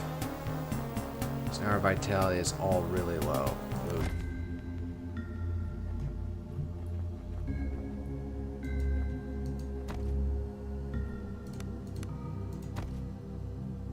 Pick. Got it. Poor chainmail. Cool. Ream of unspoon Routhspoon cloth. Ruth spun cloth. Let's see here. Lantern. Alright. Yeah, good. Rope. Road shipping crates litter this part of the cave. Only smugglers would use a place like this to store their goods, or perhaps there are other similar caches to be found in the outer isles. There is northeasterly archipelago that serves as midway between the Gallian Empire and its colonies. It's the main port located on the island of Idra. Alright. Don't want to keep going when... Can we make camp? No, we cannot make camp. I don't want to stick in here when we're this, like...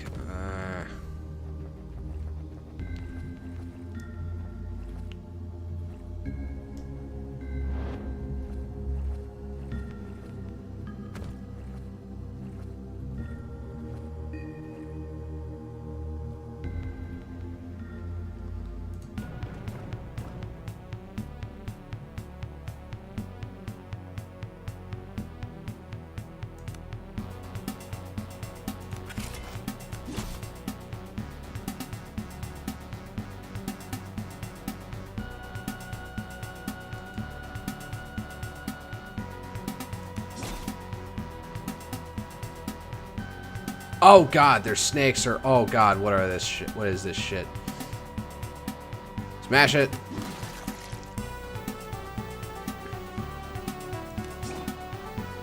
Wow, whiffed it hard. Right, I'm gonna start taking wounds if I don't go. Oh god.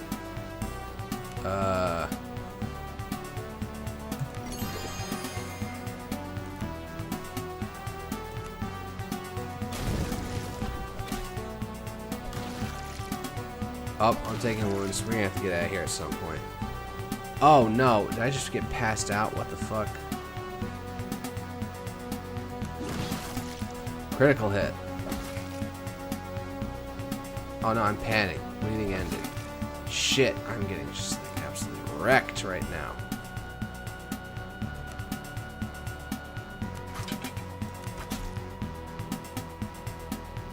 Oh my god. I'm about to die.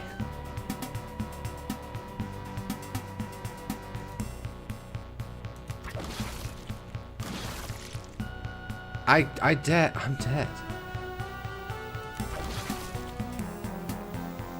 Oh god, yeah, we need to get out of here.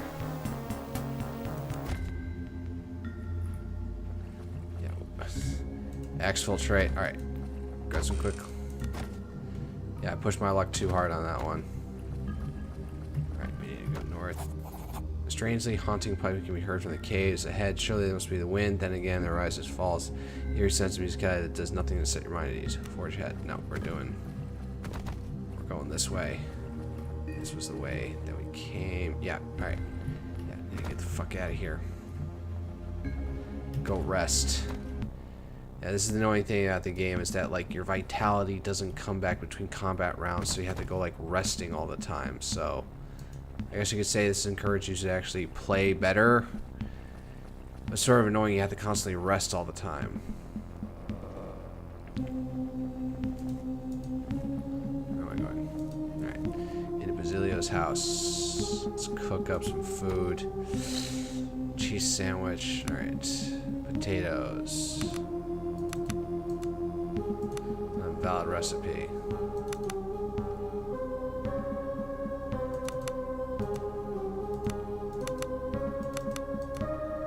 It's not a valid recipe. Motherfucker.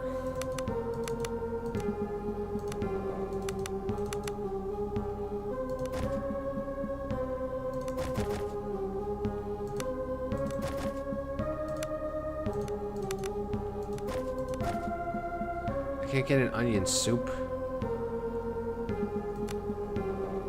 Baked onions.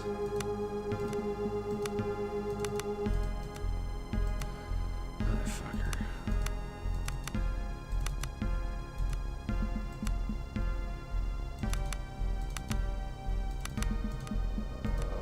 Come on, I just can't have an onion omelet. Are you kidding me?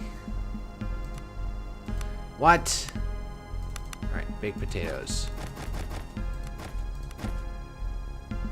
Got a bunch of baked potatoes. Green lettuce, green cheese sandwich. Alright. Some of us need a rest. I don't know how to do this. Dunstan. Oh yeah, train. Well, my lore is high. Cat, forage, survival skill, crafting, diplomacy. Fletch. You try and fletch since you gotta... Alright, let's see here.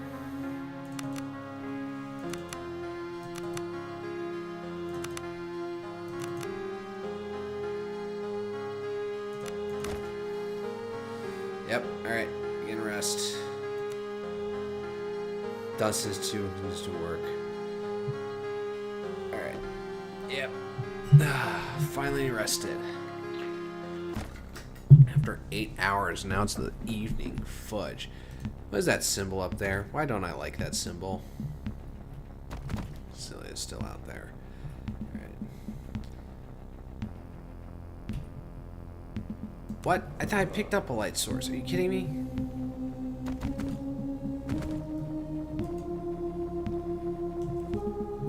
Let's try to get down here. Descend, don't fall, continue. Yep.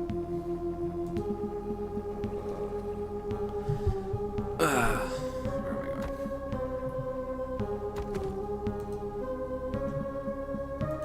Let's see here. Ascend. Success. I swear there was a cave entrance up here. Ascend. Yeah. Easy rolls. Alright, let's try entering through here.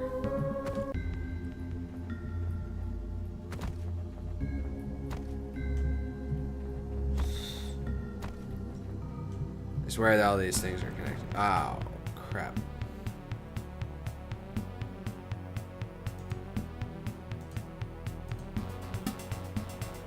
No, you. Up front. 1 piercing damage. Alright. Really?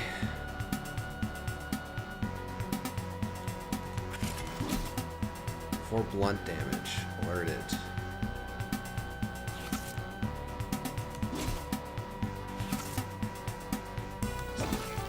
Critical hit.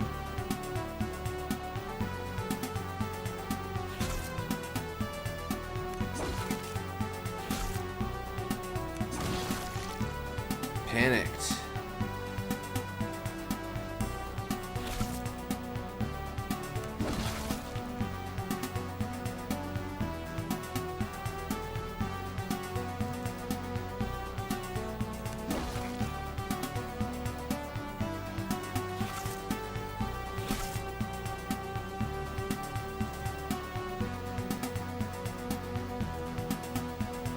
What? No. This thing is also like a little bit too loosey-goosey with movement. Fuck you. Beat down on these stupid bats. He's still panicked and stunned, I guess. Got him. Alright. Get him.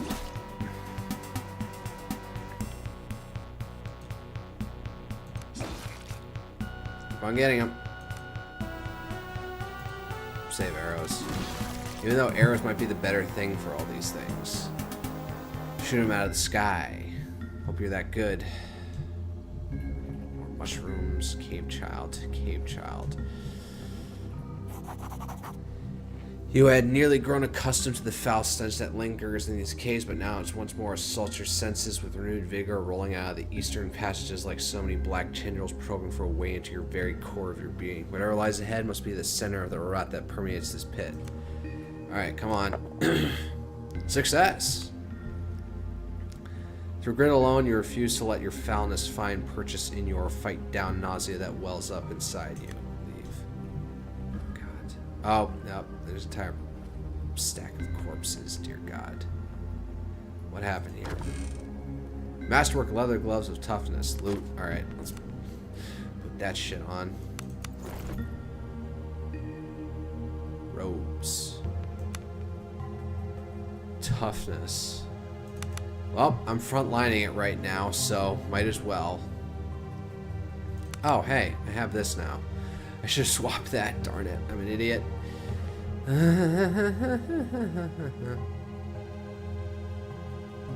don't have an extra bow. I don't know what I'm looking for. The corpses of the doomed crew of the Zephyr are arranged around a chamber's central column. A pale light shines down from the aperture of the vaulted cave, ceiling above illuminating their bloated features and pale blue skin. Is there a form of artistry to their arrangement? For a brief moment, you almost find it beautiful. The thought comes into your mind unbidden, an interloper. Stepping between the corpses, you spot a man who immediately recognizes the Zephyr's first mate. Around his neck as a sturdy chain glimmers, and you carefully fish out a strange octagonal amulet, richly filigreed and with navigational rosette of Nautical Guild carved on it. This is no doubt the captain's seal and is apparently an item that the guild will pay handsomely to have returned to them. As you pocket the amulet, you become aware of the movement in the waters around. The strange stalked eyes regard you as several of the chitinous horrors emerge. No doubt the abominations have come to feed on the flesh of the dead or the living. Attack the beasts. The abominable creatures snap their claws greedily as they advance towards you, in doubt intending to take your part of their gruesome display.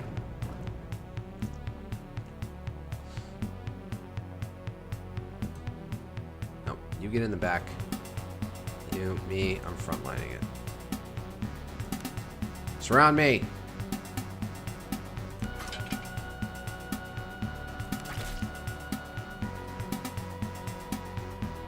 Alright, Aura of Flame. Let's go!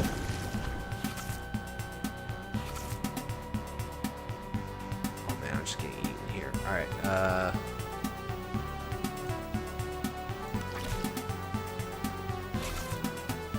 oh, now they're all surrounded by me.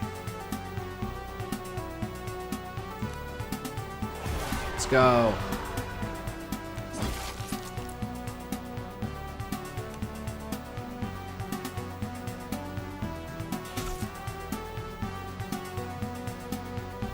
You're almost out of arrows.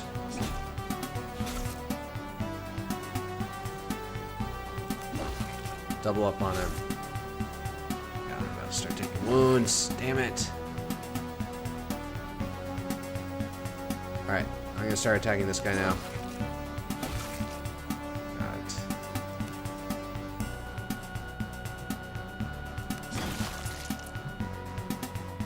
Yes. Ah, critical hit.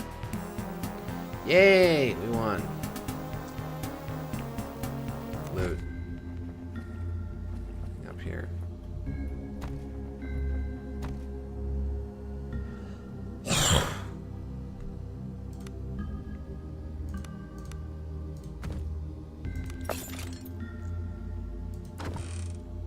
Masterwork, full helmet of survival. What is her skills? Oh wait, I should like upgrade her. Thievery, initiate, increase thievery, increase stealth. Light weapons, initiate. Light weapon, finesse. Wow, 1, 2, 3, 4. Precise strike. Tradecraft, backstabber, increase backstab.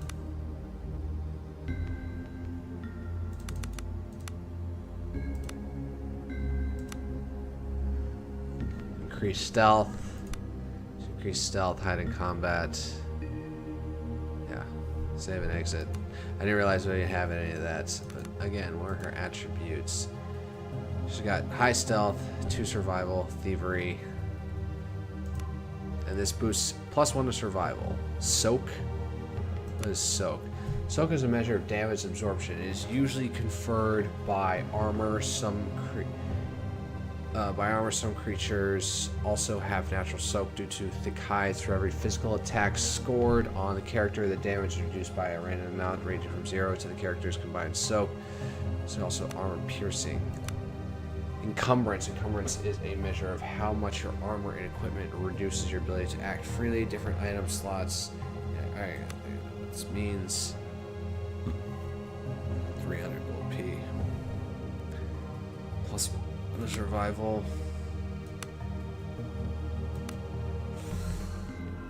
You know what? I need some sort of fucking armor right now. Medium armor. Can't wear it. Damn it. Alright, just take, Oh. She consumed it. Fuck.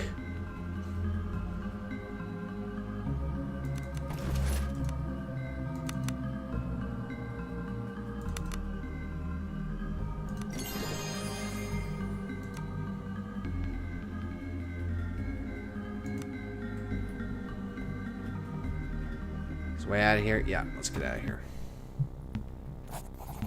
Stepping into the fresh pool of strange octagonal guild seal, your pocket and examine it more closely. The dark metallic surface is covered in intricately carved lines and symbols. It reminds you of a mix between a compass and an astrolabe. Lore verses 10, crafting verses 12. Try to think we've heard about something like this before. I got high lore, so... You have indeed heard about this type of device before. As you understand it, it allows the officers of a nautical guild ship to operate the vessel's complicated navigational instruments, but more than that, it also serves as a device that records the captain's log.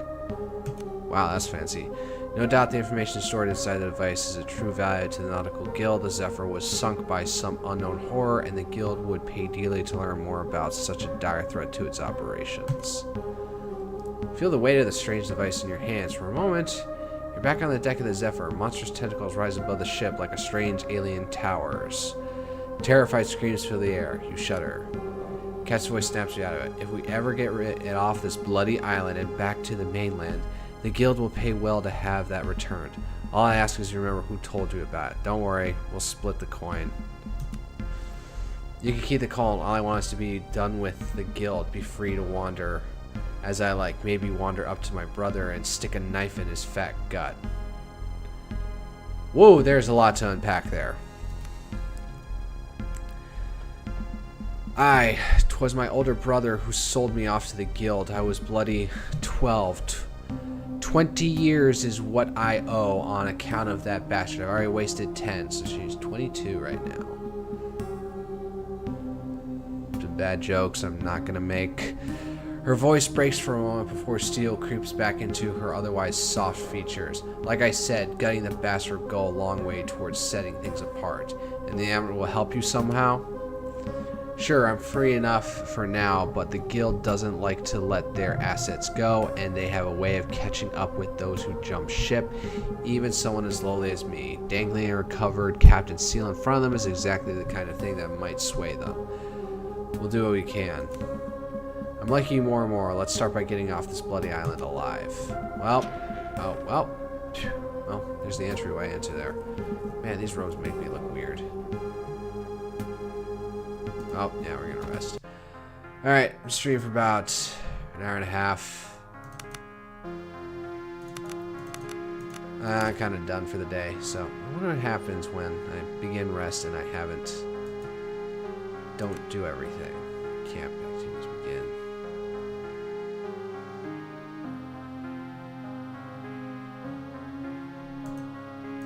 Partially. Alright, I'm down 1 vitality point. Noted. So the less your vitality you have, the more, the less you eat, the more vitality you have. Alright. Save it for the day. Save 6, Dunstan. Save. Alright. That'll be it for the evening, guys. Thank you. There's nobody been here, except for one shatter who decided to show up. If I had any more competence, I'd carve up this stream into videos and post it, but I barely know. I don't know how to edit to begin with. Although I probably should learn. Alright. Good night and good luck, folks.